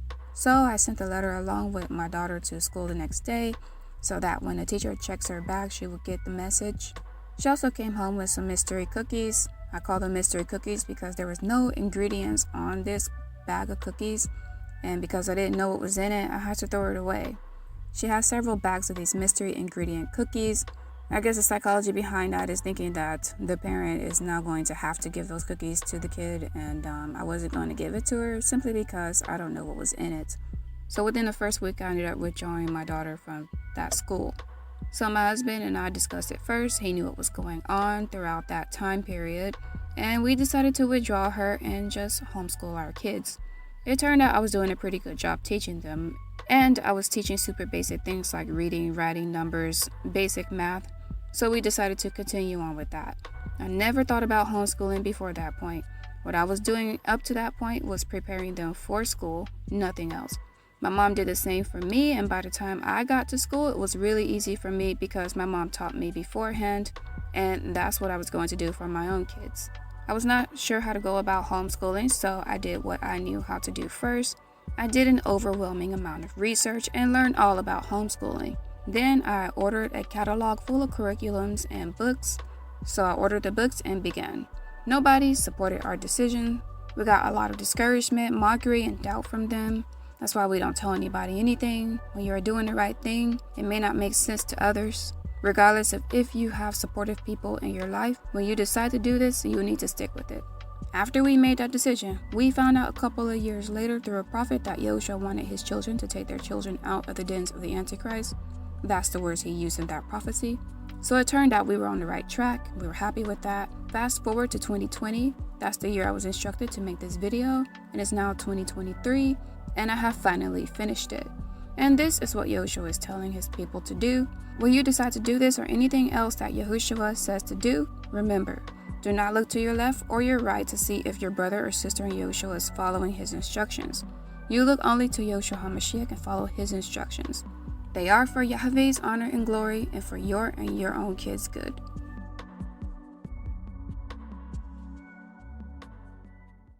All praise, honor, and glory for this message goes to the Holy Trinity, Abba Yahweh, Yahushua, and the Ruach HaKodesh, aka Shekinah Glory, aka the Holy Spirit. Remember, the Lord chastises, which is to correct those he loves.